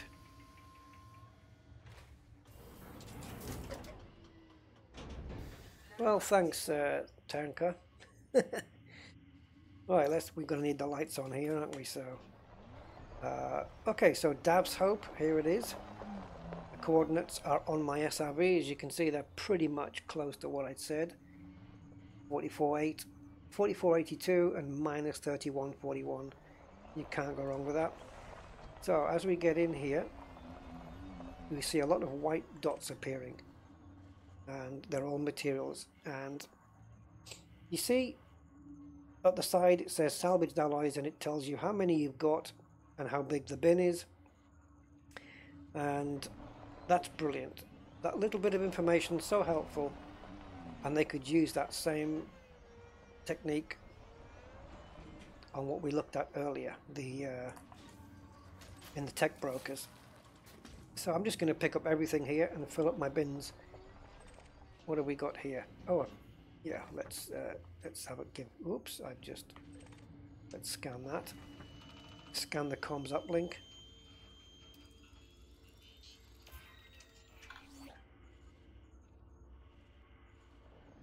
Does that give me anything? Oh, it's a, yeah, it's a message. Not going to bother with that. I got 2 players here. 3 players. No, 2 players on my ship, sorry. Who's that? Commander David Arnold. Hello. No wonder. Oh, I need to relog into solo. You guys are nicking all the materials. Oh, I'm going to relog into I got 3 people in my group, or 2 people in my group already here, stealing all of my goods. Good thing about Dav's Hope is you can kind of cheat a little bit and relog and get a whole new batch.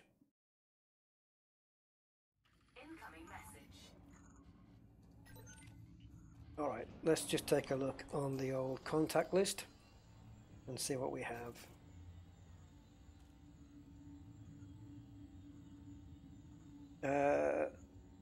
Oh, you're welcome, Mark. No problem. No problemo. There's only so much they can buff the NPCs because not everyone kind of wants to use the engineers. That's a fair point.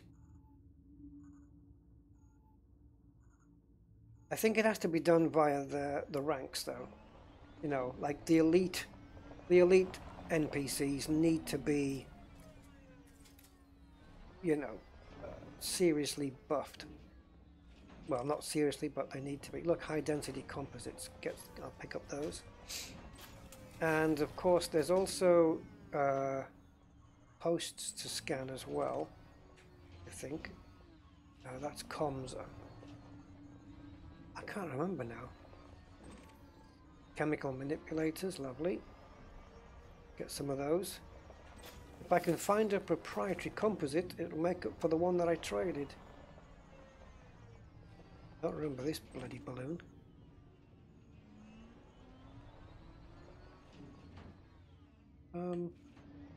Can someone refresh my memory here? Isn't there something you have to scan to make it? I know there's these uplinks. Is there anything more? Anyone know who can find a new Thargoid weapon broker? And a broker who sells human weapons. Human weapons. What is that, like a cannon that fires somebody out of it? I'm just kidding. Yeah, you'd need one of the... Right, original mix. You need to go to your galactic map. Oh, let me quickly show you. Right. Go here. Into here. Go to services. Tech broker human. And see if you can find any yellow dots in space. If not, you're going to need to try and locate one. But I'm not quite sure what the criteria for those are yet. I'll try and pick it up for tomorrow. I'm just scouting around here. I thought there was something that you could scan. Not one of the uplinks, something else. Like one of those probes, I don't know. The things that you find on the bases. You scan the first building in front of the gate. You used to park on a slope and scan the pole. Yeah, I seem to remember something like that. Where's the damn gate? Yeah, there is something to scan here. Ah, there's the gate. There we go.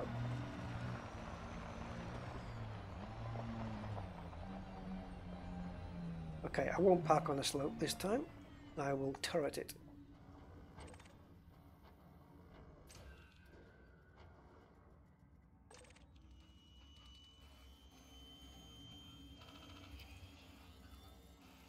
Incoming message.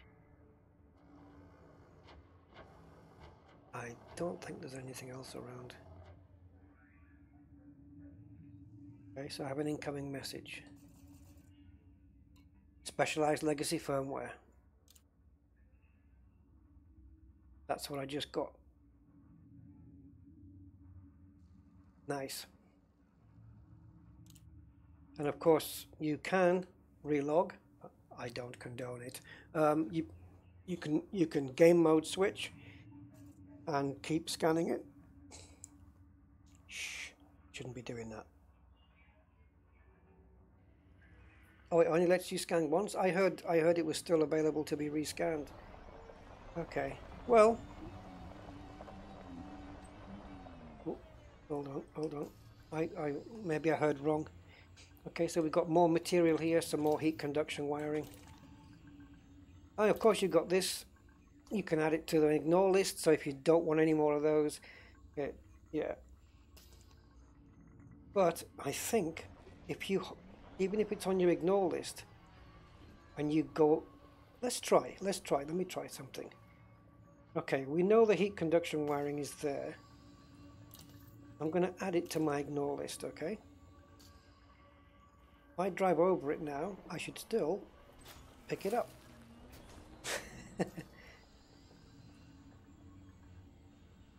Now, how do I take it off my ignore list when it's not there anymore?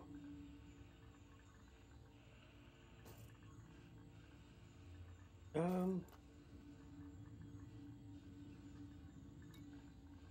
reset filters? I don't know.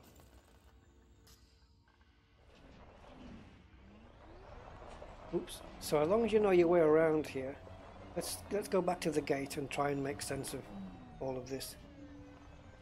Right, so there's Dav's Hope, the gate. Okay. So let's have a look then.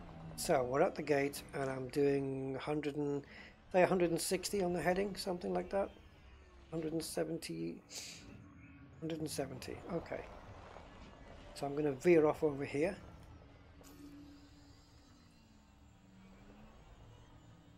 That data point is the one I've scanned, I'm pretty sure. I don't know how far and wide out the materials are, but I'm just going to stick around these.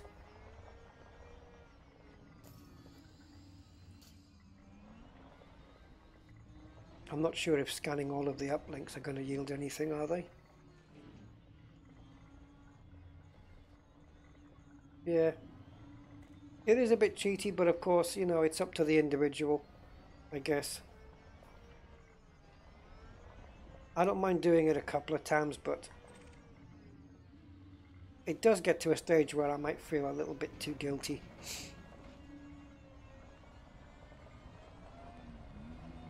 So I'm just winging it around the outside at the moment. I'm going to go around the outside of the base and then start working my way in. I don't recall these things. These red and white. Should I just keep scanning those? Might as well.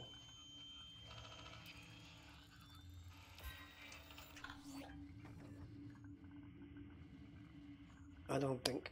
Wait a minute. Let's get rid of this one because we know we've got that now.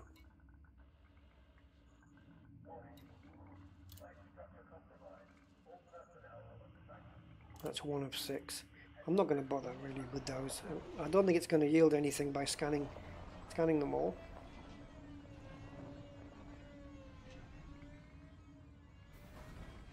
Let me have a look around here, see if there's anything further out.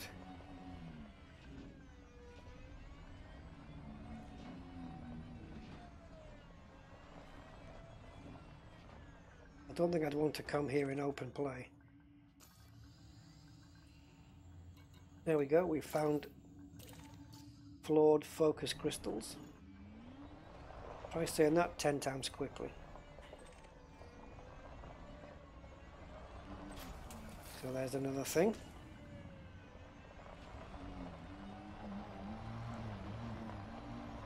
I think that's pretty much the outer rim covered.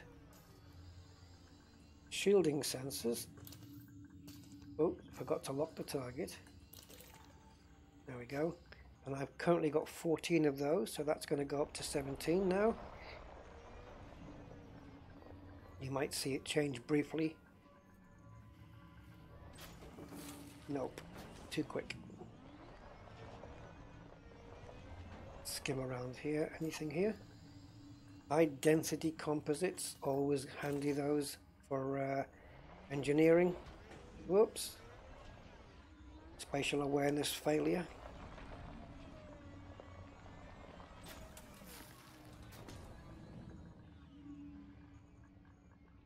I don't mind for getting the materials as well. Combat is pretty lucrative now. If the if the conflict zone is anything to go by that we were in the wing the other day, they were dropping some awesome stuff. So another great way to get materials, of course, is in a compromised nav beacon, anarchy sites, because hey, crime and punishment, right? So you have to be careful now. Let's have a look. Maybe we can whiz back to Shinrata and do a little bit of maybe with I was going to say do a bit of combat, but I want to do the oh, what's happening here on my YouTube? Are we still streaming okay? My YouTube's gone a bit nuts.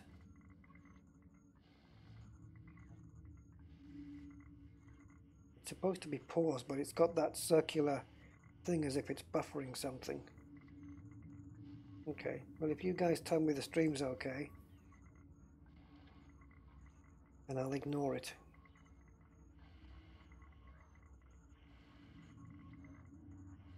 Right, let's get going. Yeah, I'd like to get a vessel. A vessel. How old-fashioned. Yeah, I'd like to get a ship and also kit it out with... yeah, still good? Good stuff. And kit it out with collector limpets. But it has to be a ship that can fight as well. So possibly the Python, Ferdinand's possibly. Python, yeah, might be a good one. I think we've exhausted everything here now. I'll just double check by popping into the middle. Yeah, my browser went crazy because normally when I start the stream, I have it playing, and then of course I pause it so I don't have to keep hearing myself. And then it's gone from pause to buffering. I think we've pretty much exhausted this place out. Okay, well now that I'm here, before I leave, I'm just going to be a bit naughty. You are in danger. Am I really?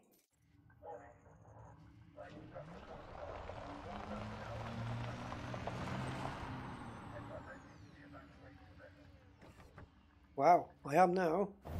Oof. Okay. I have a ship following me. So I'm just going to relog back into solo for the purpose of seeing whether we can scan that beacon again. Because I'm interested to find out whether we can or not.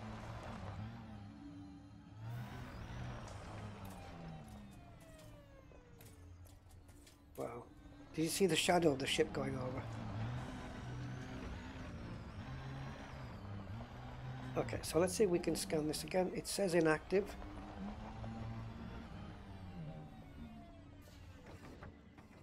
Let's have a look. Will it scan again? Oh, jeez. Press the right button. There you go. See, I've got such an itchy trigger finger. Incoming message. Yeah, and what did we pick up this time? Oh, that's an orca coming in. Probably showing his passengers. Modified consumer firmware. It's only a grade 2, that isn't it, I think? But that is handy nonetheless. Nice. Okay. So yeah, it is doable when you... But what's this one? Okay, let's see if they've put any more goodies down here for us. And then we'll be off.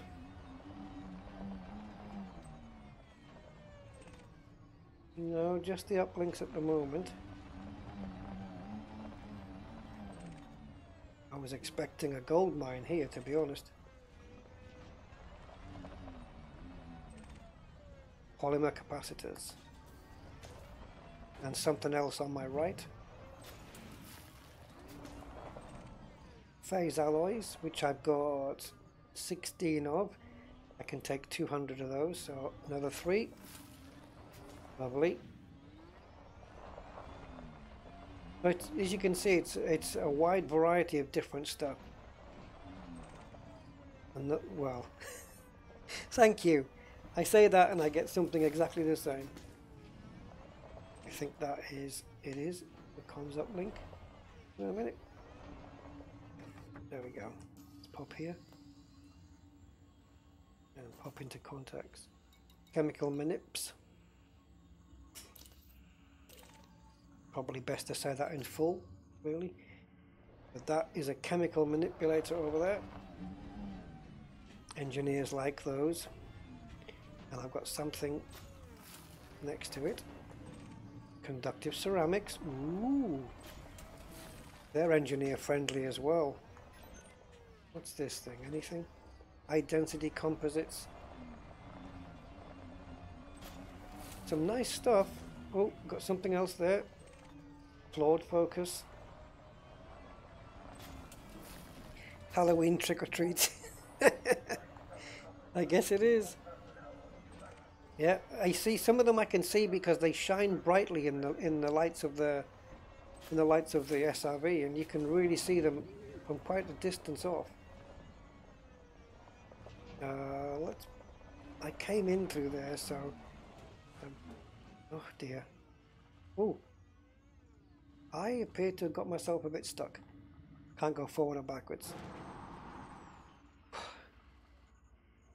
What?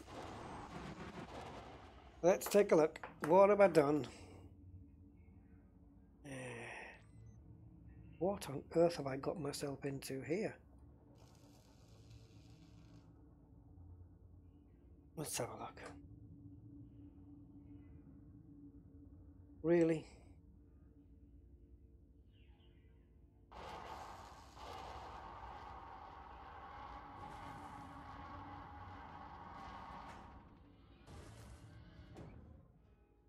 I think we're out. That was bizarre. Okay, we're out. Well, I can't say that my previous tyre tracks aren't clear.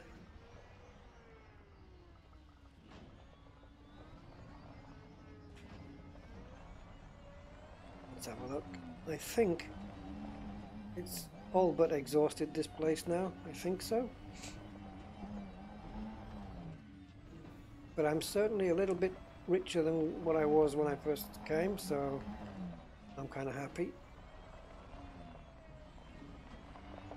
I'm just going by visuals now. Just looking for the bright stuff. Let's go up here. And bounce down. I don't think there's anything else. So we'll pop into the ship then, and we'll go and get some materials the old-fashioned way. Oh, wait a minute though, we have to engineer, don't we? We've got to visit an engineer, guys. How about my favourite? Felicity. Let's see if I've got enough materials. Right, this is an exploration ship, and we know that the engineers, the new engineers, will always give you better results than the old ones. Guaranteed. So, let's see if we can grade 5 this thing and change its jump range to something a bit more beefier than what it has right now. And of course that means changing other things as well, like adding mass management experimentals on different modules or lightweight stuff. So let's go and see Felicity and see if she's I don't know what the requirements are for the FSD. So I might have to bring them up, because otherwise it's going to be a wasted journey. So I'm going to pop to Inara on my browser here. Elite Dangerous. So I'll clue you in on this one as well when we get there. So let's go not to blueprints, let's go to the engineers first. Right, let me bring you in on this, guys, so you can see what I'm seeing. Let's transition that over. There we go. Okay, so this is the inara.cz website, and we know we want to go and see Felicity. There she is. Right, and we want an increased range on the frameshift drive. Now I already have a grade 5 upgrade on this ship, so we're going to be having to downgrade it and then re-upgrade it again. So arsenic chemical manipulators, This is going to be an issue, guys. And I'm not sure how many I've got of those data mined wakes. Arsenic, chemicals, and data mined. And as you can see, this is set up now for the new system. No more randomness. It's just these are your figures. Period. That's it. Okay. Right, well, let's transition back over. And let's check out and see if we can do this. I don't know how many spins. Yeah, I don't know how many I'm going to need. Arsenic, I have 10. Okay, so we've got 10 of those. Data mined wake might be a problem. So chemical manipulators, 18, fine. Oh, please tell me I've got more than 0. Data mined wake, 7.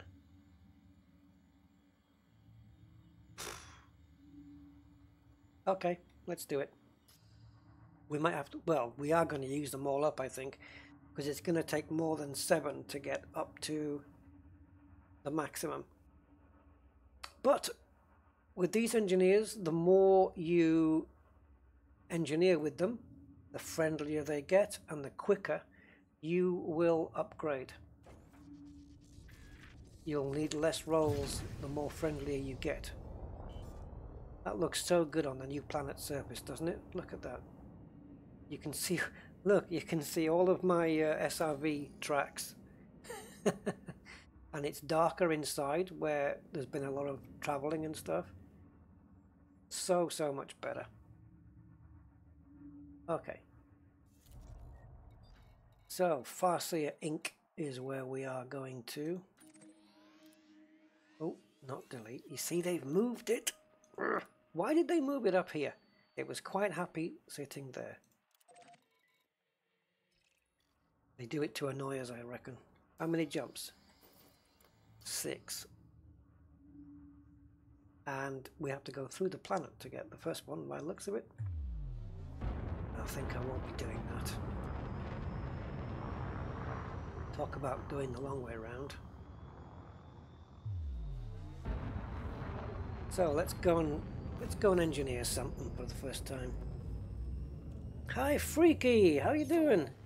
What have you missed? Nothing. We were just waiting around till you got here, man. No, we've just been looking at the material traders, all 3 of them, how to find them, and then we've come here to Dav's Hope to pick up some materials. And thankfully I got those chemical manipulators because they might just come in handy. Unfortunately, I don't have a wake scanner on this ship. So data mined wake exceptions. Oh, wait a minute though. Can I trade those?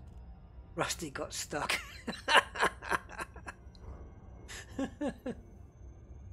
Yeah, Rusty got stuck. Data mined wake exceptions. I could find a material trader, couldn't I? And trade some.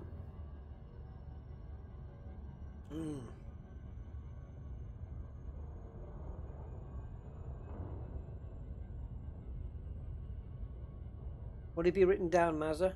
And I'll tell you if you're right.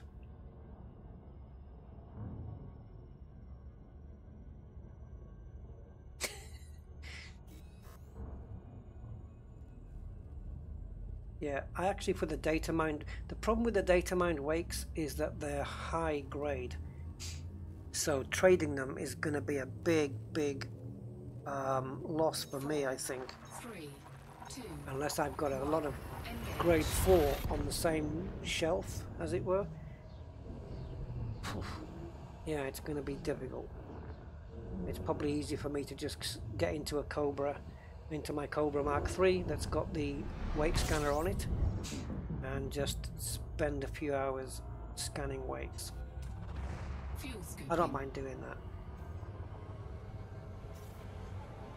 I could even set it up as a mining ship as well. Little Cobra mining ship with a wake scanner on it. Fuel scooping complete. Go and get some boron, lead, and yeah, we'll see.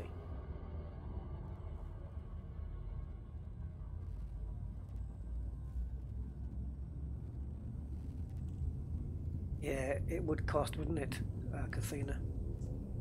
That's the problem with data mined wakes, is that they are grade 5, so yeah, it's a problem.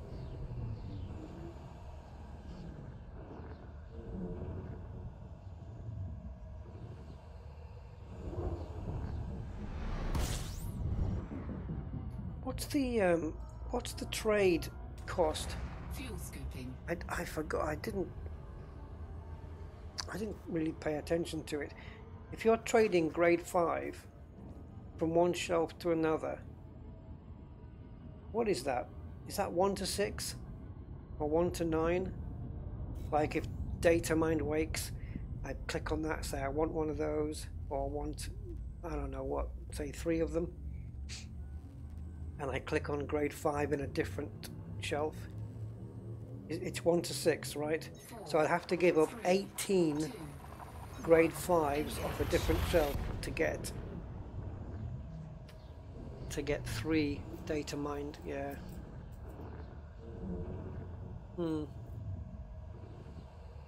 It's harsh, isn't it? But on the other side of the coin, it rewards you very well if you're downgrading. So I don't know. But seriously though, 7,776 to 1? It's kind of pointless, because it's not even possible.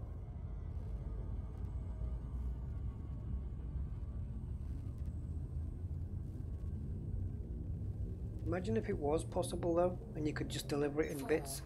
3, 2, Would anybody even do it? 1. Engage. I don't think I've even collected 7,000 materials ever.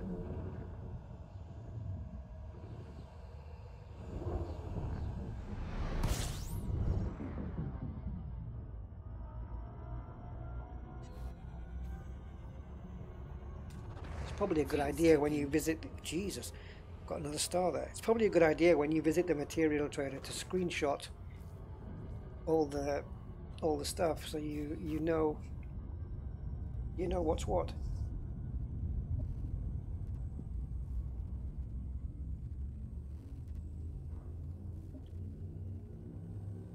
Although you don't know it, I've just sneezed twice. 4, 3, 2. I'm getting better at muting my mic.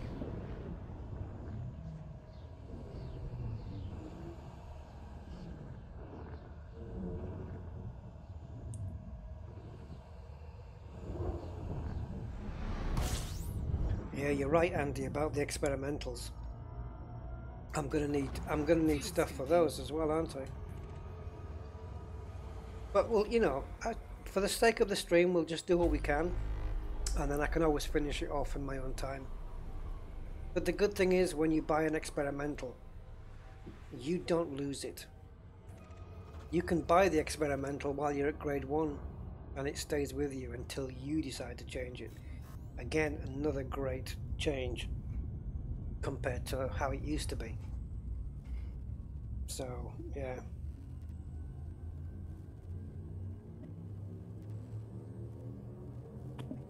Does anyone here prefer the older engineers, or are most of you preferring the new style?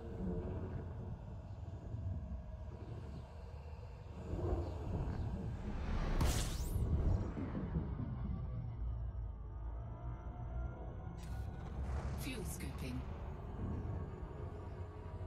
Let's have a look. No.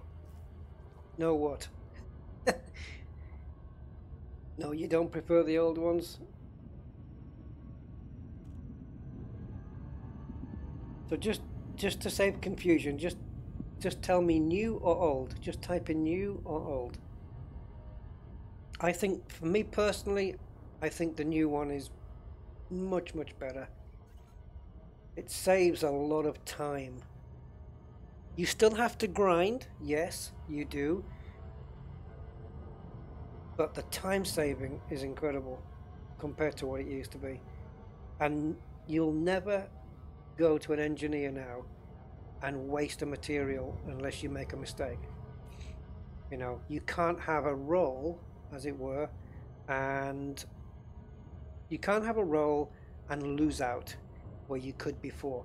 You know, you spend 2 hours finding proprietary composites or proto heat radiators. You go to the engineer, you roll your dice, and no improvements. And you think, what a waste of 2 hours. That's gone. That will never happen anymore. No more. So the time you save is brilliant. New, hoy, new. Hi, Stephen, 22.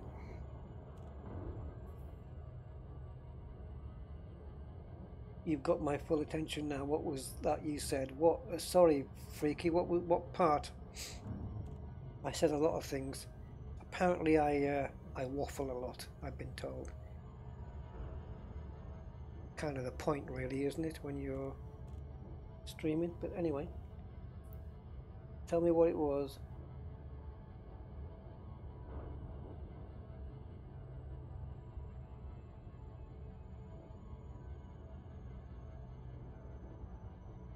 Overall new, but there are some things about the old I miss.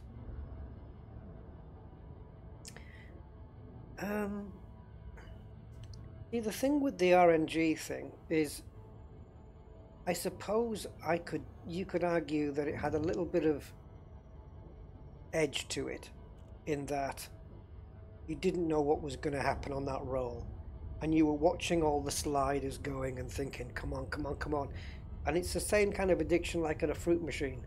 You're watching it and going, come on, am I going to get the 3 cherries up, you know? But it was such a downer when you didn't.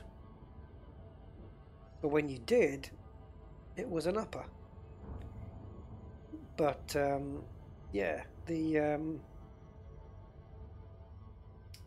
new engineers, there's no downers now. Well, here we are again. Chocolate lime planet. Oh, I'm coming in at such a bad angle. You've got to come in a lot shallower than what you think. See? It looks like I was coming in pretty shallow, but it turns out that it was quite deep. So I'm just going to dip it a little. There we go. See if I can settle it there. And now stick it up into the blue. Oh, see how the angle is disappearing all the time. Don't go down beyond 40. Okay, now we're going to level it up so I can get back into the 40s. Ooh, before the drop zone. Yes, just about. There we go. Just pull a mallet egg. Well, I've got 4 of them. Rough. Oh, I tell you, my sister sent me some videos of the real Rusty dog, the real one, the original. He is so much enjoying the snow. He's been out prancing around, playing around in it with the other dogs. Merlin, who is where my federal Corvette is named after, the bark of Merlin. They've been scamping around. Well, this must be 04. Hello, Felicity. It's been a long time. I like what you've done with the place.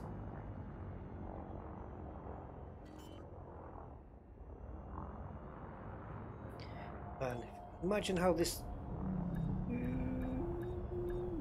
Do a comparison of how this used to look when Horizons dropped for the first... Well, not when Horizons dropped, when the engineers dropped for the first time. Because the graphics here look a bit sharper. Textures and stuff. Okay. Touchdown complete. Engaging ship restraints. Why do you have to get 3 material? Oh, well, because in the beta they lower it so that people are able to test things more. You know, you can the easier it is for people to do things in the beta, the more they can test in a shorter space of time. Please don't tell me it's 3 here, because otherwise I'm not going to get anywhere. Now here's another little glitch I don't like. Yes, you can use Inara to find out what you need. We know that we need arsenic, chemical manipulators, and data mine wakes. But let's assume you didn't go to Inara, and it asks you, do you want to select it? Do you want to convert?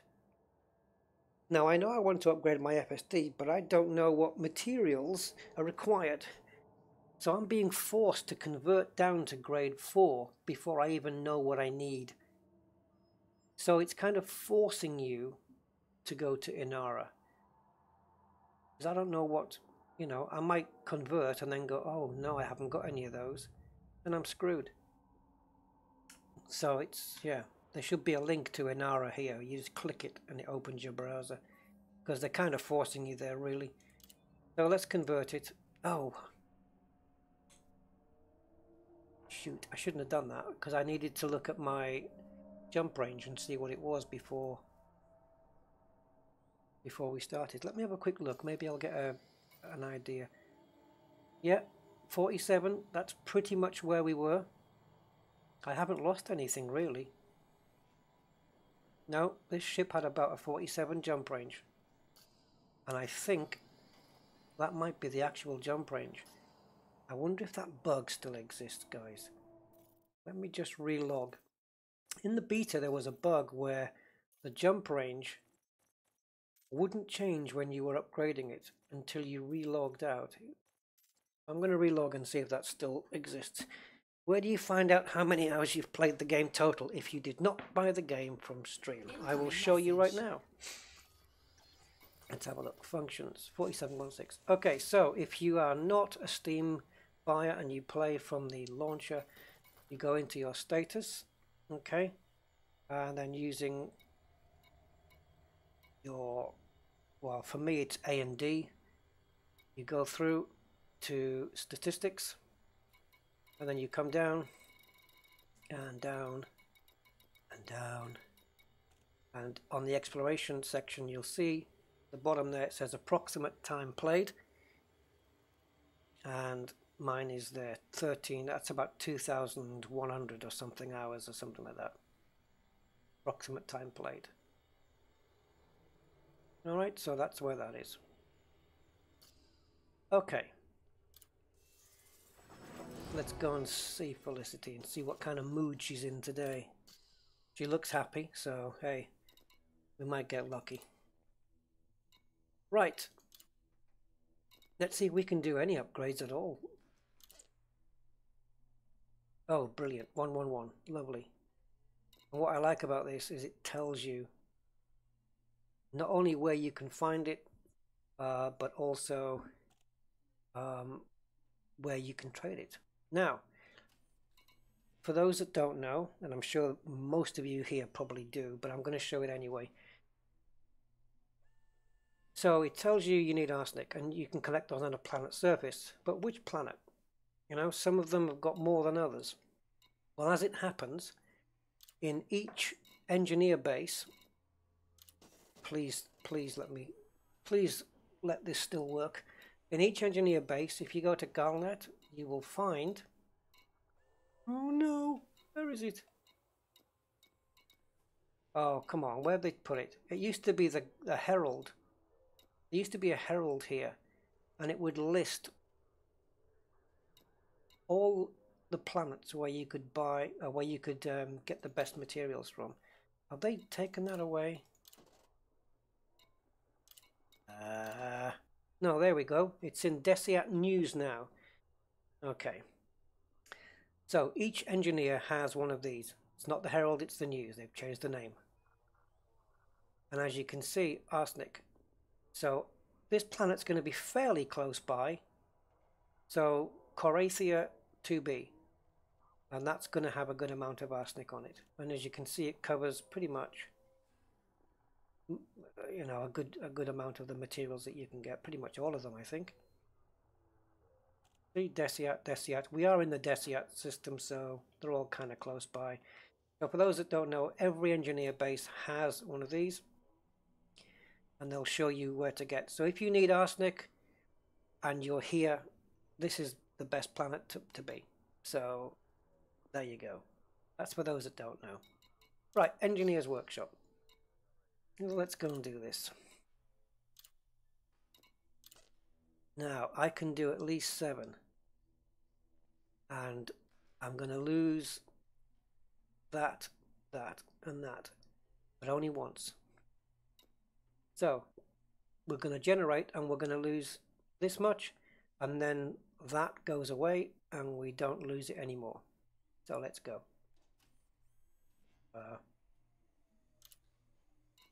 Do it. Okay, now that's gone orange, you see? We can't lose any more. Right, let's see how far we can go. We had 47.16. How are we doing so far? 47.8. Ooh. Wait a minute. Before I carry on, what does the mass manager require? Eccentrics, I got that. Atypicals, I got that. And galvanize, I got that. So I can purchase this. Should we buy it now? What are we looking at again? 47.8. Let's buy the mass manager. Ooh, right, I've taken in an integrity drop, but that's okay. Not many people target your FSD in PvE. They'll target you, your FSD in PvP. Did I say PvP the first time? Whatever. Yeah. So NPCs generally won't target this, but your PvPers will stop you getting away. Let's take a look where we are now. 49.77. But we're definitely going to hit 50 then. Let's carry on generating. Let's do another one. Come on, give me a good one. Yes, all the way around. Come on. It's like the countdown clock, this. Okay. What have I got? 3 data mined left. I'm going to end up with none. But that's okay. Now I'm looking now at how close these two figures are to each other. This is the maximum you can get. And this is where I am at the moment. I'm probably going to have to use everything up here. So I'm 1.4 away. Well, it might not complete the circle, but let's do it anyway. Oh, we did. We completed it. Perfect. Just at the right time. And my jump range is now 52.3. So I've increased by 5 light years. That is gorgeous. Lovely. Wow, if my Asp Explorer can do 52, and, you know, this is my exploration ship, I can't wait to see what my 62 light year Anaconda is going to do. The Circle of Life.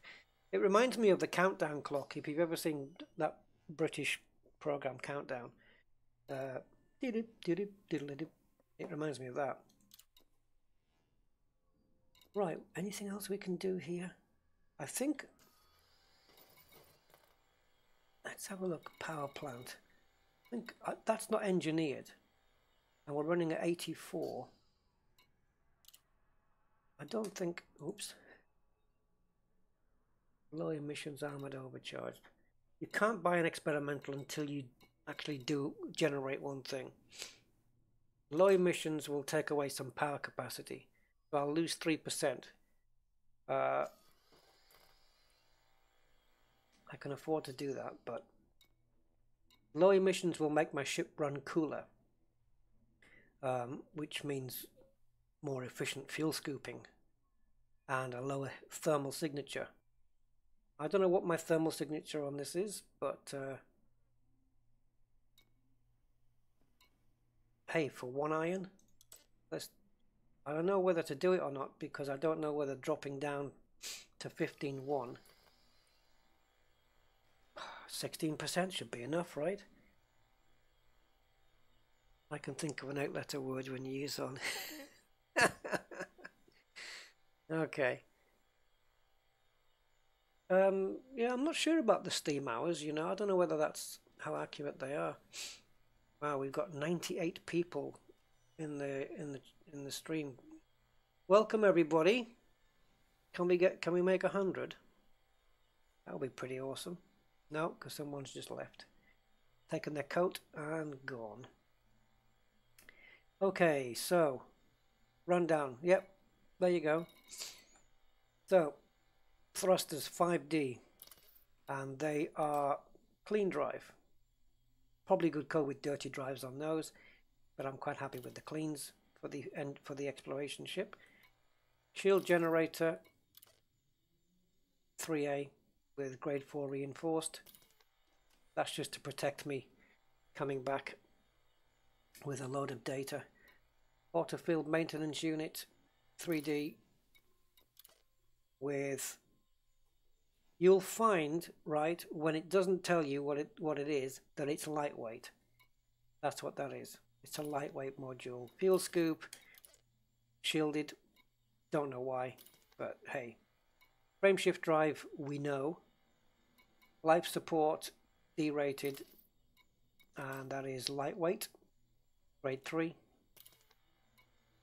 Power distributor hasn't been touched. Sensors, grade 5 lightweight. You can, with the sensors, guys, you can really lose a lot of weight on these things. I don't know whether it shows you.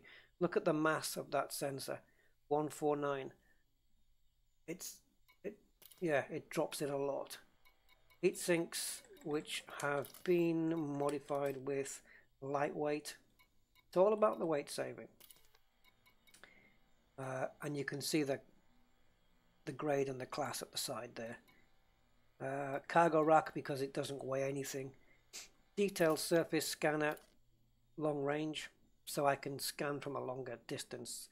I don't have to get so close to the planets to do the scanning. Makes sense, kinda, for exploration. And that's basically it. And of course I've got my SRV with 2 SRVs in it. Yeah, that's my my thing. I'll take one. Oh, Carol Gorderman.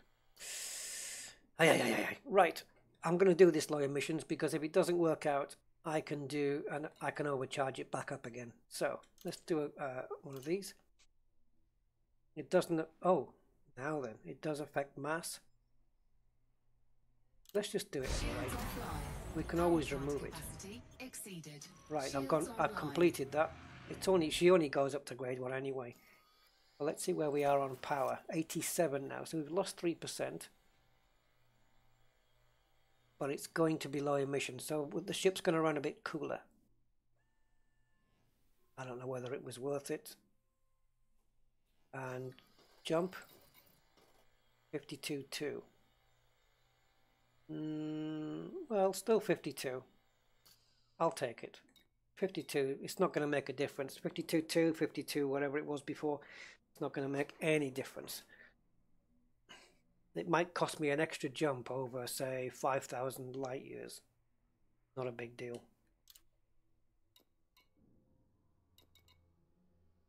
Okay, so that's Felicity sorted.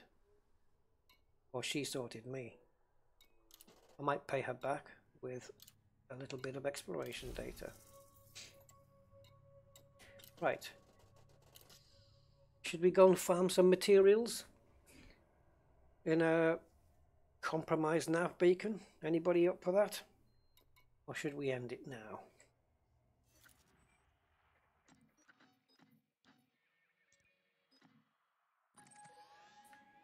I don't know why I'm doing this because I've got Jameson bookmarked. Now, how many jumps to Jameson? Look at that. 3 jumps. I'm surprised it didn't get there in 2. What's the distance? I remember it used to take a lot more than this. 101 light years. Why isn't that taking 2 jumps then? With a 52 jump range, probably because there's no star around. Oh, wait a minute, let me just try something here. Fastest routes, try the jet cone. Ooh, you've just changed. Jackson's Lighthouse. That's it, we're going to go via a neutron star, guys. Yep, 2 jumps, but we're going to need a neutron star boost, so let's do that. That's always fun.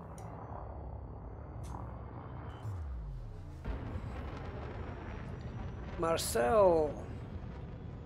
Oh, what a shame. Marcel put a message in that got hidden.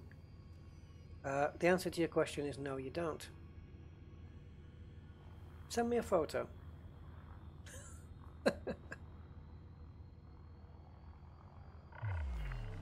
Oh, to think I'm going to be doing all this again tomorrow. Where am I going? Yeah, another live stream tomorrow, guys. The normal one tomorrow. Oh, I don't want to do that. I want to do that. There you go. So forgive me if I'm taking up your time. 2, 1, engage. I fly like Richard Hammond drives. That's not a very good thing to put on your CV. End it all now. Well, in that case, I'm going to keep going. 2 SRVs would be needed.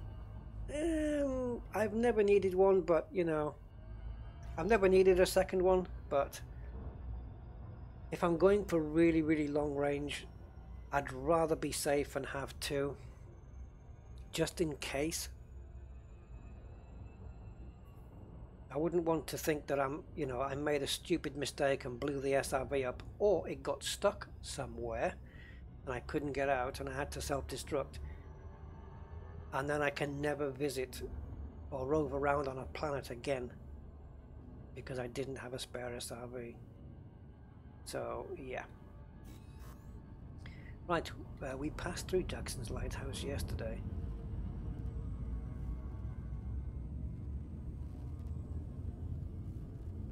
I know, Marcel, I'm aware of the phrase. 4, 3, 2. But I don't know why you would ask me that.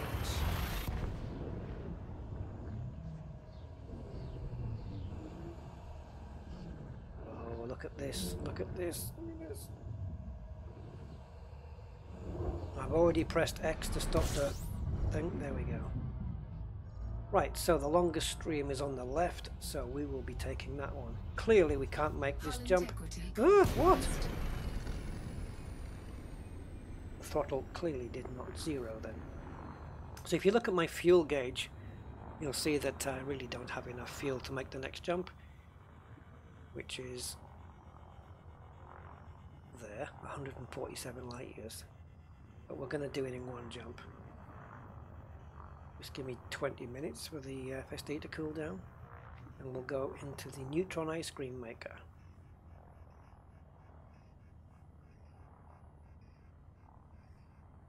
Hey, Marcel.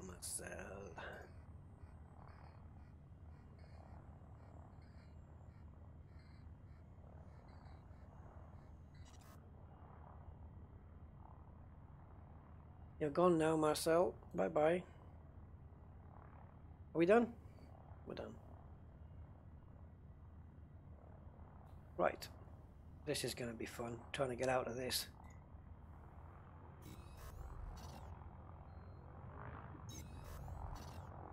Yeah, let's just hold on. You know what I'm going to do? The way to do this is lock the star in so that you know... Oh, wrong way. So you know when it's directly behind you.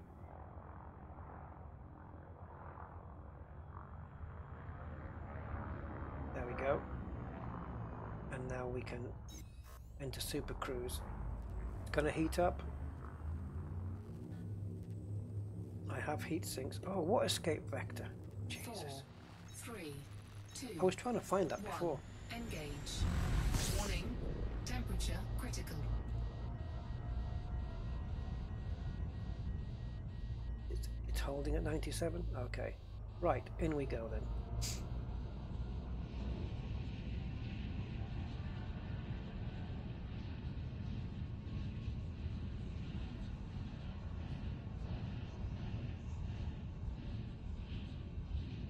Warning, frameshift drive operating beyond safety limits. Oh, did I mess that up? Frameshift drive supercharged. No, I got it. I was lucky. That was just pure luck. I thought I'd screwed that up. Right, check my fuel gauge now. Wait a minute, I just need to lock it in. There we go. Check that fuel gauge. It's a little bit less fuel than what I needed before. Right, 147.2 light years. It would have been quicker to do the 3 jumps, admittedly. 4, 3, 2, 1, engage. Oh, I remember that, Kathina. I remember that. Totally, yeah, my Corvette, I got stuck in the neutron star and it dropped out of Super Cruise while I was inside the jet stream. That's like death. Fuel scooping.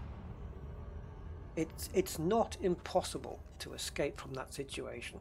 I've seen it done. But a great deal of luck is involved. And skill. Neutron jumping is fun, it's brilliant. I did it on my way to Colonia and man did it cut down the time. We were doing like 200 plus light year jumps every time.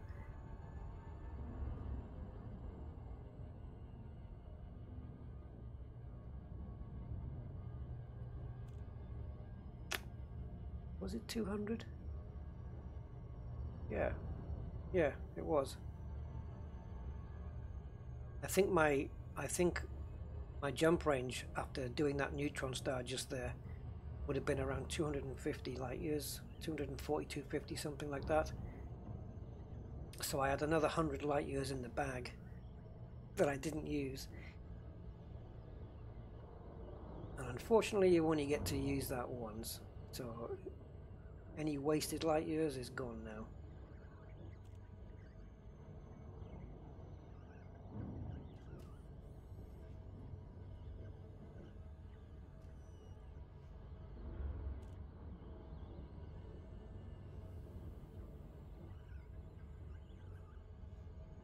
I don't know whether to take the Corvette and manually scoop the stuff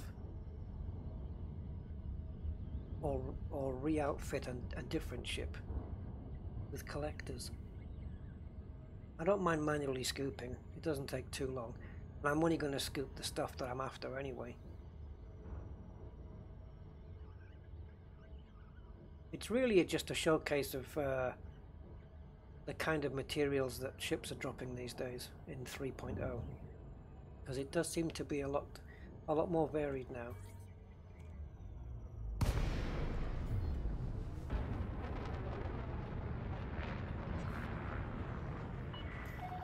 Lakon Delta Alpha Romeo, please submit a standard docking request before attempting to land.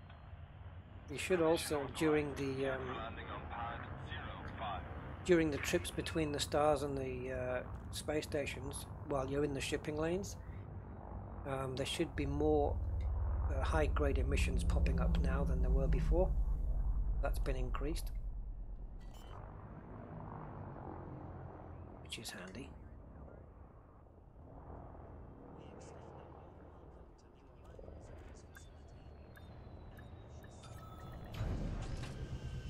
We're back. Long-range rescues. Yeah, you must have some. You must have some mappings. Do you have everything mapped? Or I guess so. Fuel rats must have pretty good idea of where the neutrons are for all their rescues. Effigy, Rusty. Next time you're at Guardian Orb, park on top before activation. It launches your SRV really high. Okay. You know, we tried so mane things at the Guardian. Well, the other guys Hull did. repaired. They're messing around so much, but that's one thing they did not try. Okay, let me just bring this back up. And let's get some combat in. Yeah, before we do, swift into contacts, you'll see a tech broker here in Shinrata. Same as before. It's a Guardian one. We'll probably maybe visit a... Probably maybe? Yeah. We'll probably maybe visit a human one tomorrow. Let's have a look what I got here. Cutter's not ready. Beluga. Now let's have a look what we got on here. Interdictor. Not gonna. I'm trying to. I know my Cobra has a wake scanner. I haven't used my Fertilance for a while.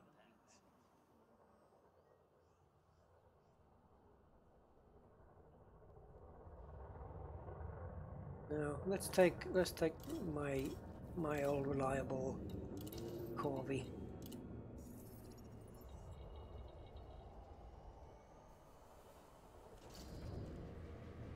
What have I got here?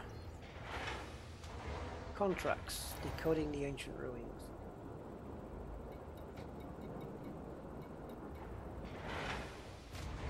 $10 million? Okay, we'll talk later. I'm interested. That's Professor Palin, I think. Isn't it? Yeah, I think so. 3 weeks. 10 million. I'm interested. Okay, so the closest Anarchy site is Bandar. However,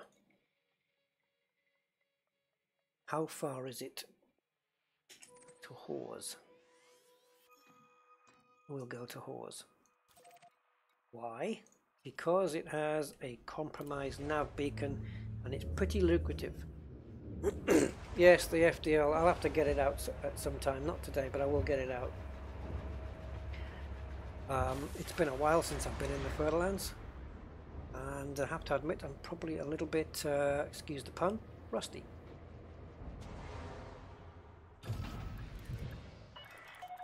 Landing restraints lifted. Maintain correct lane on exit.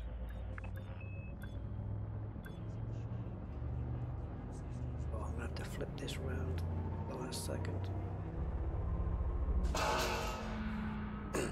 Slow reactions. Did you hear that twang? It was like some tin can. No damage done. Probably got too much of a dead zone. Down, down, down. Attention. Maintain nominal separation distance within this Yeah, area. I'm trying to do that. So there you go. That's a Richard Hammond.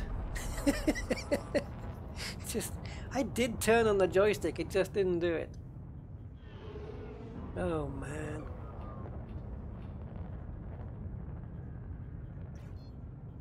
Right, this is a nice one. This has got a V88. Got a white dwarf in here, I believe.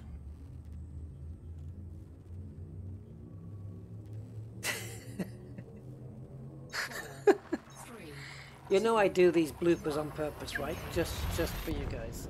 You know that, right? Really? Yeah, honestly, I do.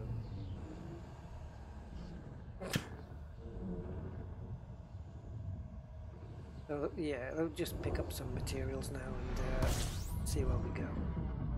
Oh, wait a minute. Has it factored in the boost here? Yes, Cruises Sector, 25 light years. My ship doesn't have that range.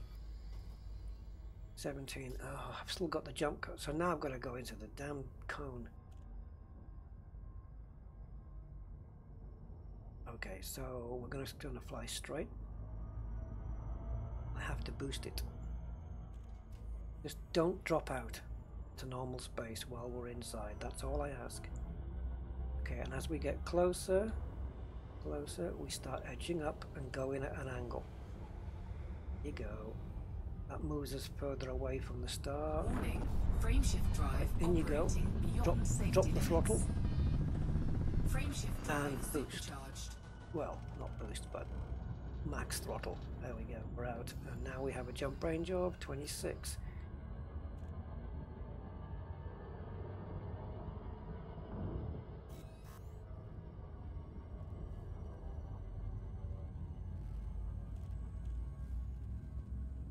I don't know what happened there, Kathina. I think just the Corvette just didn't spin at the. 4, 3, Yeah, I just mistimed it. 1, engage. I normally don't. That's a rarity for me, but hey, it happens. So I'm looking for stuff that I can feed my material trader with. How many more jumps do we have? 2. Fuel scooping. Okay, let's just bring that over here. Might as well pick all this stuff up.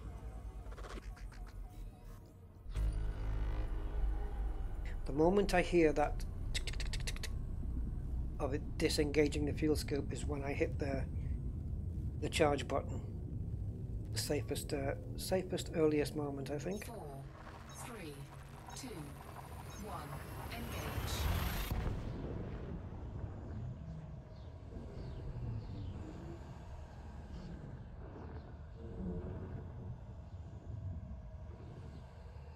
I don't have collector limpets on this thing. I'm gonna just do it manually. I'm not gonna do too many. It's just to show what these ships are dropping. Hopefully it'll be the same as the conflict zone that we had the other day, where we were just taking on eagles and asps, and they were dropping fairly high grade stuff, proprietary composites, conductive ceramics, you know, stuff that the engineers you know, they're, well, let's just say they're in a lot of recipes, 2, 1, engage. or they're in recipes that you use frequently. You know, I'm sure everybody, well, most people are upgrading their FSDs on all their ships, so you know, like chemical manipulators you'd need for the higher versions of that. So here we should have a comp nav beacon, and there it is. So we're going to drop into that, and it's around the other side. This isn't the coolest running ship, I have to say. So I'm hoping that this CNAV is not as close to the star as it is in Bunda, because in Bunda it's actually really close.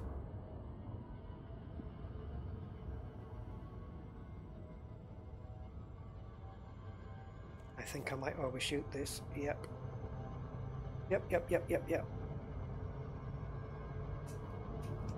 Oh, I'll try and untarget it. There we go. If I untarget it, the ship just slows down massively. There we go. Yeah, we saved the situation.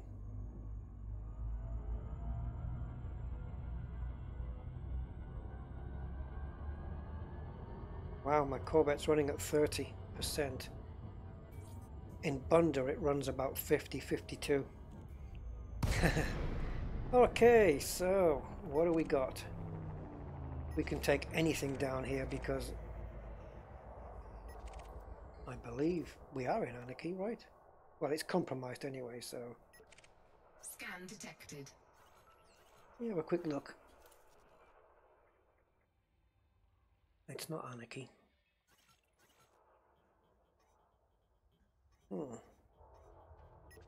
Let's see if we can find. Let's see if we can find something dodgy. I'm looking for a decent ship. There's a vulture. Elite vulture.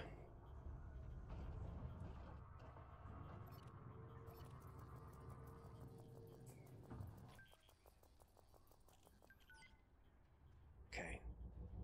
So, 2 pips to weapons, all to shields. Not that I need them, so I'm just going to rebalance it for this ship.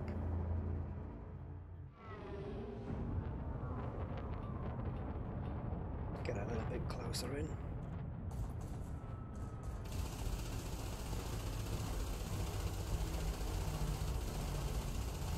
Just going to do one at a time and just see what he drops.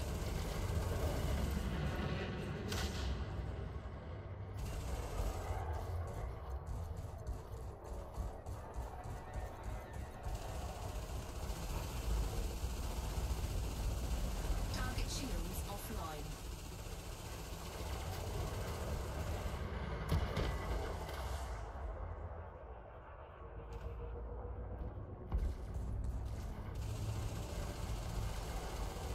Yeah, you little wasp.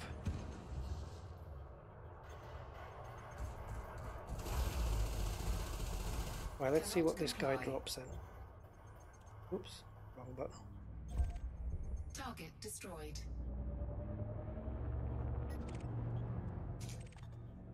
Right, let's have a look. Anything good? Oh, this is a horrible thing. That it keeps compound shielding. This menu just keeps moving while you're trying to lock onto something. So we'll just quickly move in. Compound shieldings are a good thing to pick up. I've only got 8 of them, and they're used quite frequently in engineer upgrades.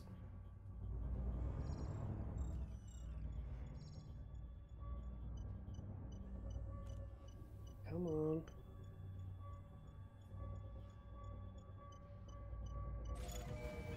Okay, so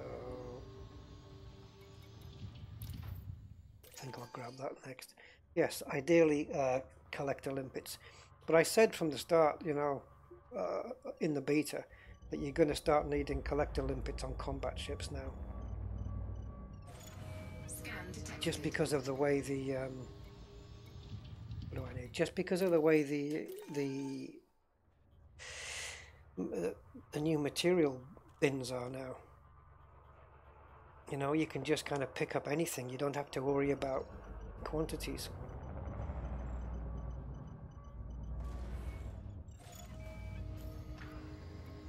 So let's try and get somebody else.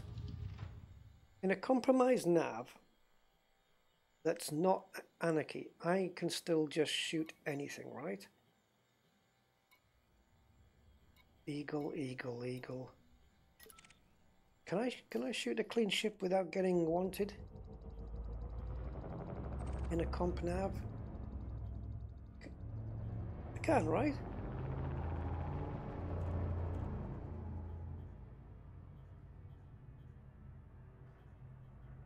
Scan detected. You don't think so? Well, I suppose I could take a pot shot at somebody and see what happens. No? Okay, let's see if we have...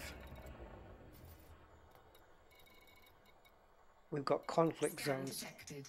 Let's go into a conflict zone. We'll get much more stuff. Of course, the only problem with a conflict zone is I don't have my collectors, so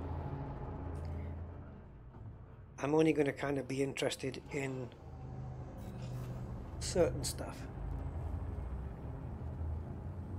4, 3, 2, 1. Yeah, you can pay the bounty. I just don't want to acquire a bounty of like 16 million like it used to be. Because I had that happen in the beta where I shot a ship once, a clean ship, hit it once only, and I got fined 11 or 16 million. Can't remember which one it was.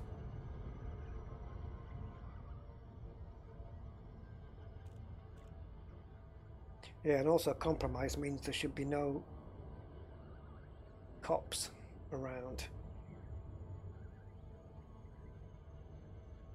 So we'll pick a side in this, see what happens.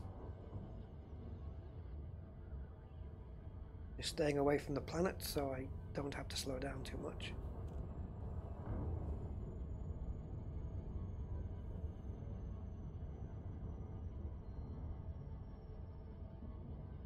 Every planet looks cool now, doesn't it? Apart from ice worlds, which look exactly the same. 11 million, was it? Yeah. Harsh. Really harsh. I'd have probably got the same if I'd murdered him. So let's be bright light training. Okay, let's... Under attack. Okay, so we've got... We're under attack by a few ships. I'm going to need this. But I'm going to focus on that gunship. Get the weapons out, shall we? Might help.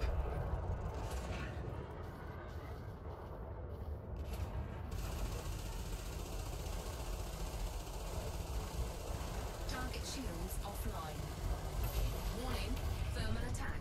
Gaining heat. Where are you going?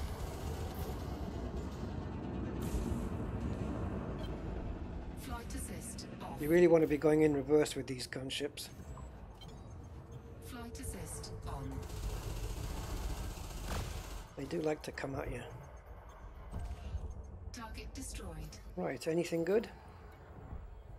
Proprietary composites. Remember that? The one that I traded. Well, here comes 3 more. No, I traded 3. Yep.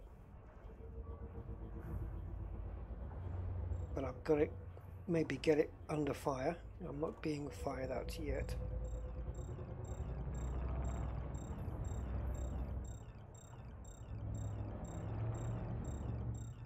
Come on.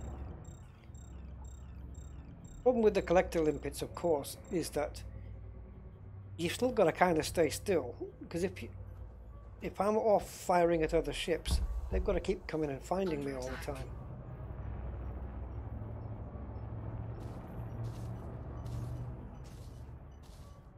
Oh, it's taken me ages to close in. I know I've got the cargo scoop open, but I don't want to go too quick.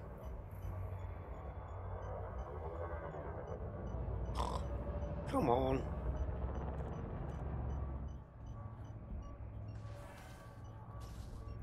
I'll probably miss it after all this.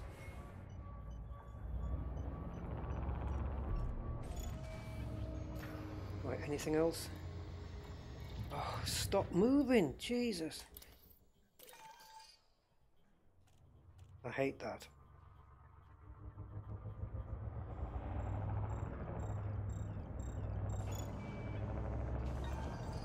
Whoops, he's moving towards me. It's too fast.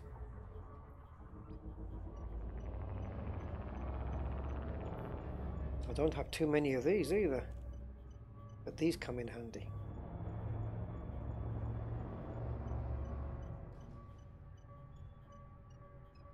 I don't know what's going on here. It's like I'm in reverse or something. Because every time I take my foot off the throttle, as it were, it feels like they're getting further and further away. Look at this. I'm not moving, look. That thing's moving away. Damn lack of gravity.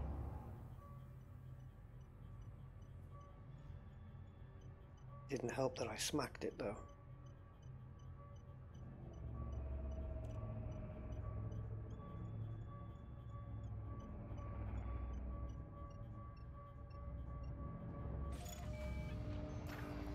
The other ones will be miles away now.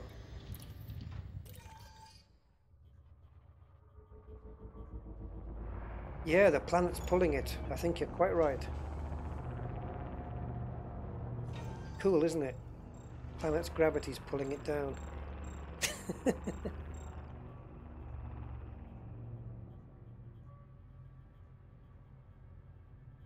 You're quite right.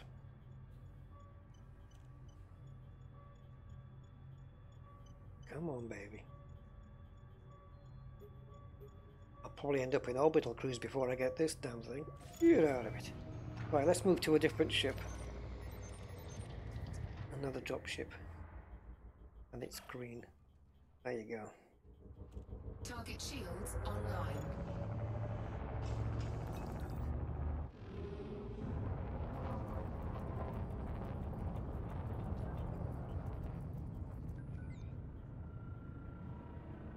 So you do get some good. Drops. Better than it was in 2.4. That's for sure. Target shields offline. He's going to want to face me and go nose to nose if he can. But I've already done him. Target destroyed. Oh, look at this. Oh, thermic and high density. Wow.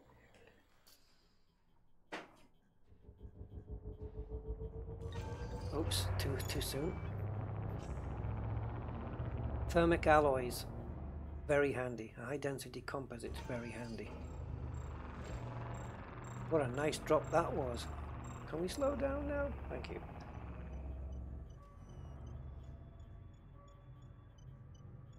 Yes, I'll definitely have to come back here with a ship loaded with a collector. I didn't want to re-outfit this one, you see. Oh, that wasn't clever. Try it again. Because I've got this one outfitted just how I want it, and I've got no real space for a collector.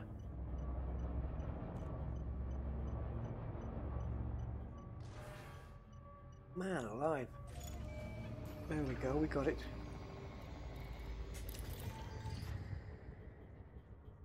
Just bear with me guys while I just pick up a couple of these.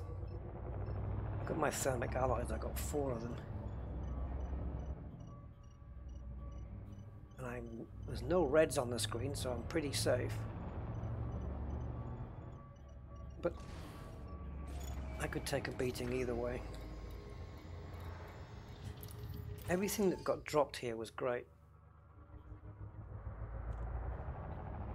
But it's a race against the clock, the integrity. No. Good practice as well. Core dynamics, yeah, nice. Yeah, that would be nice.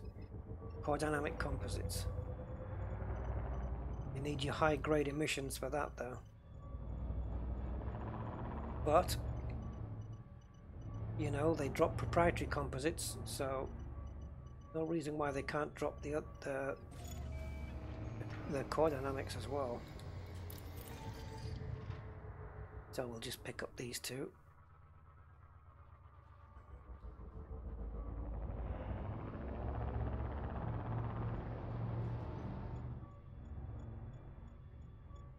After 100 meters, it's going to start hitting the nose. I've got to keep it above the cross just a little bit. There we go. And finally,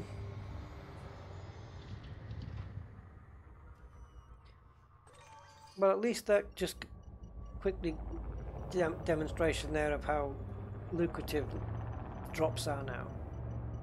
You know, you're not getting a lot of crappy stuff like before. I can't believe I missed that one. I mean, this guy dropped thermics and conductive component. Good engineering materials.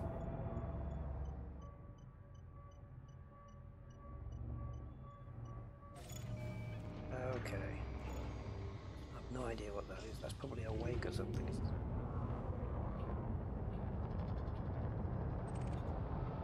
Yeah. Are prismatics any good? They got ups and downs.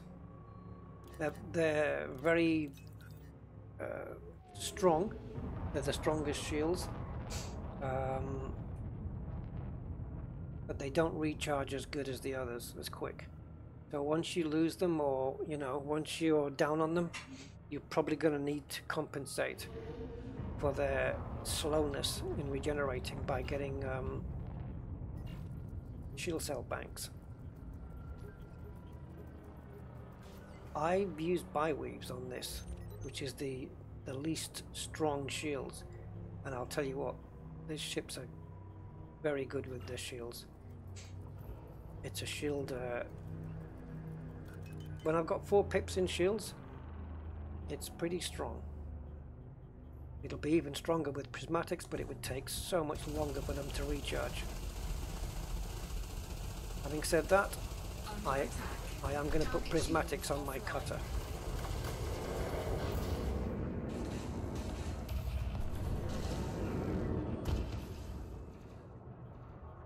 I should be in reverse here, but if I can nail him here. Yeah, you come. Come on. See, look, my shields are just, they're biweaves, but they're just holding up to all of this crap that he's trying to dish out. See ya. Target destroyed. Right. Whoa! Proprietaries and conductives and ceramics. Wow, another amazing drop. I'm going to get those. Oh, I still had the throttle on. What a great drop that was.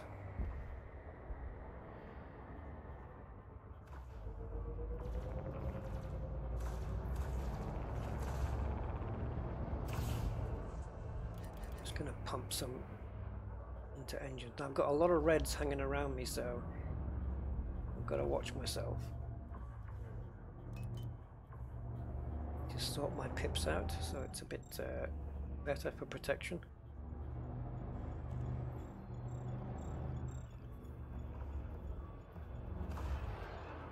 So it's quite clear that materials are easier to get, and the good ones are easier to get.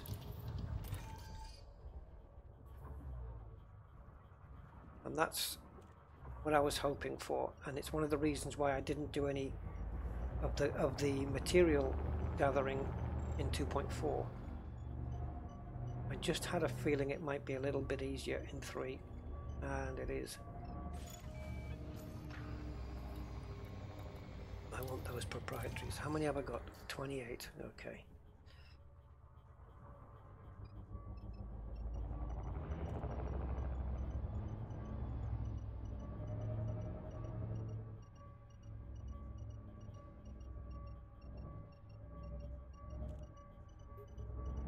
Come on. Oh, it just hit the bloody...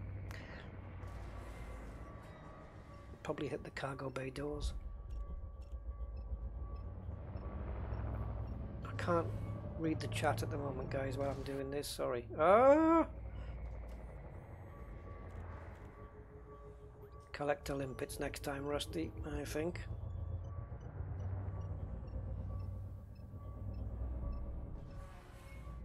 Come on. Third time lucky. Oh, why did you say that? You put me off.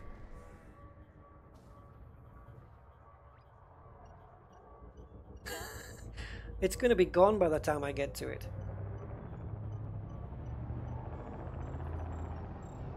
Oh, screw it. I give up. I think it's because they're moving, you know, it's the planetary thing. Right, ceramics conductive 13, I've got of those. 27%, and it's 1.6 kilometers away. Let's see what we can do.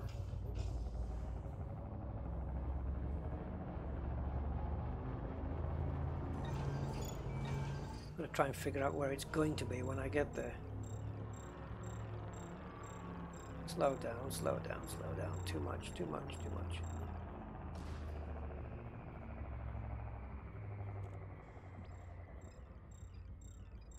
There's an art to this, I don't have it.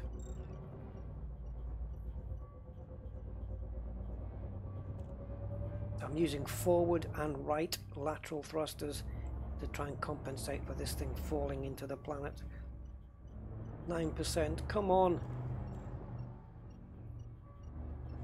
Oh, it's moving too quickly. I can't keep up with it. This is a new thing then, is it? Falling into the planet, this is a new thing?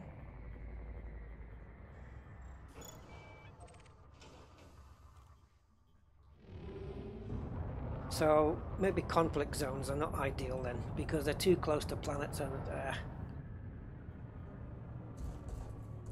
shoot the planet. Right, I'm not going to collect this guy's stuff, but I'm going to take him out because I can.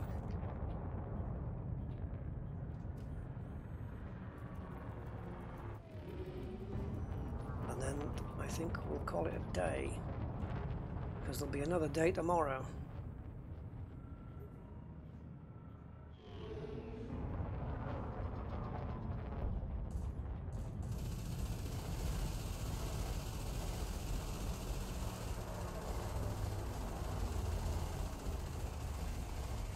You're going to fall into the planet as well. Under attack.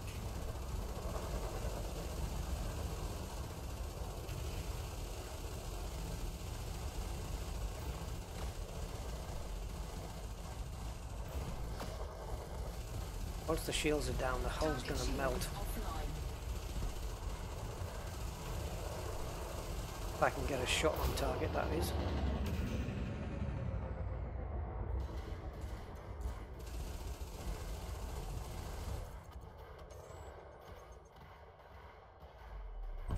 Boom, let's see what he drops. Destroyed.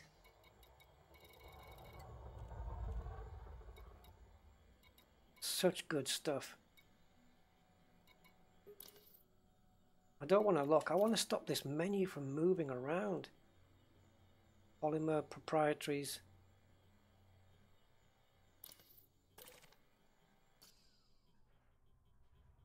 Seriously good stuff here, guys. There's the planet. Okay, let's try and get ahead of the situation then.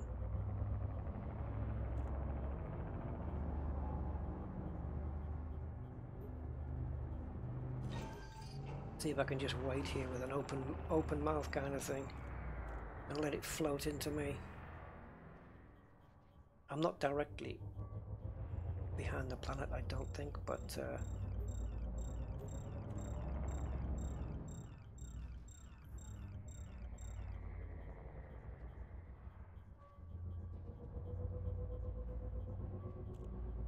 come to Papa, come on.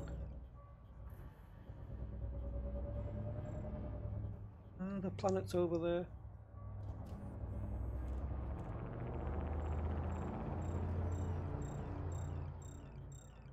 I don't know what gravity that planet is, but it's pulling it down pretty well.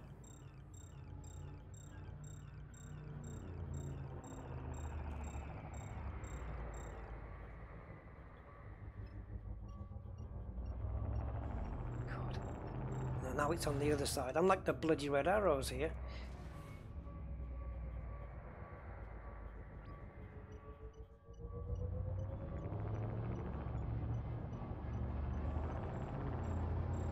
You see, you have to speed up to get the bloody thing, but then you go too fast. This is a new game they've brought into Elite Dangerous now. It's catch the materials. Or stay here watching the material until it lands on the planet and then go and pick it up with the SRV.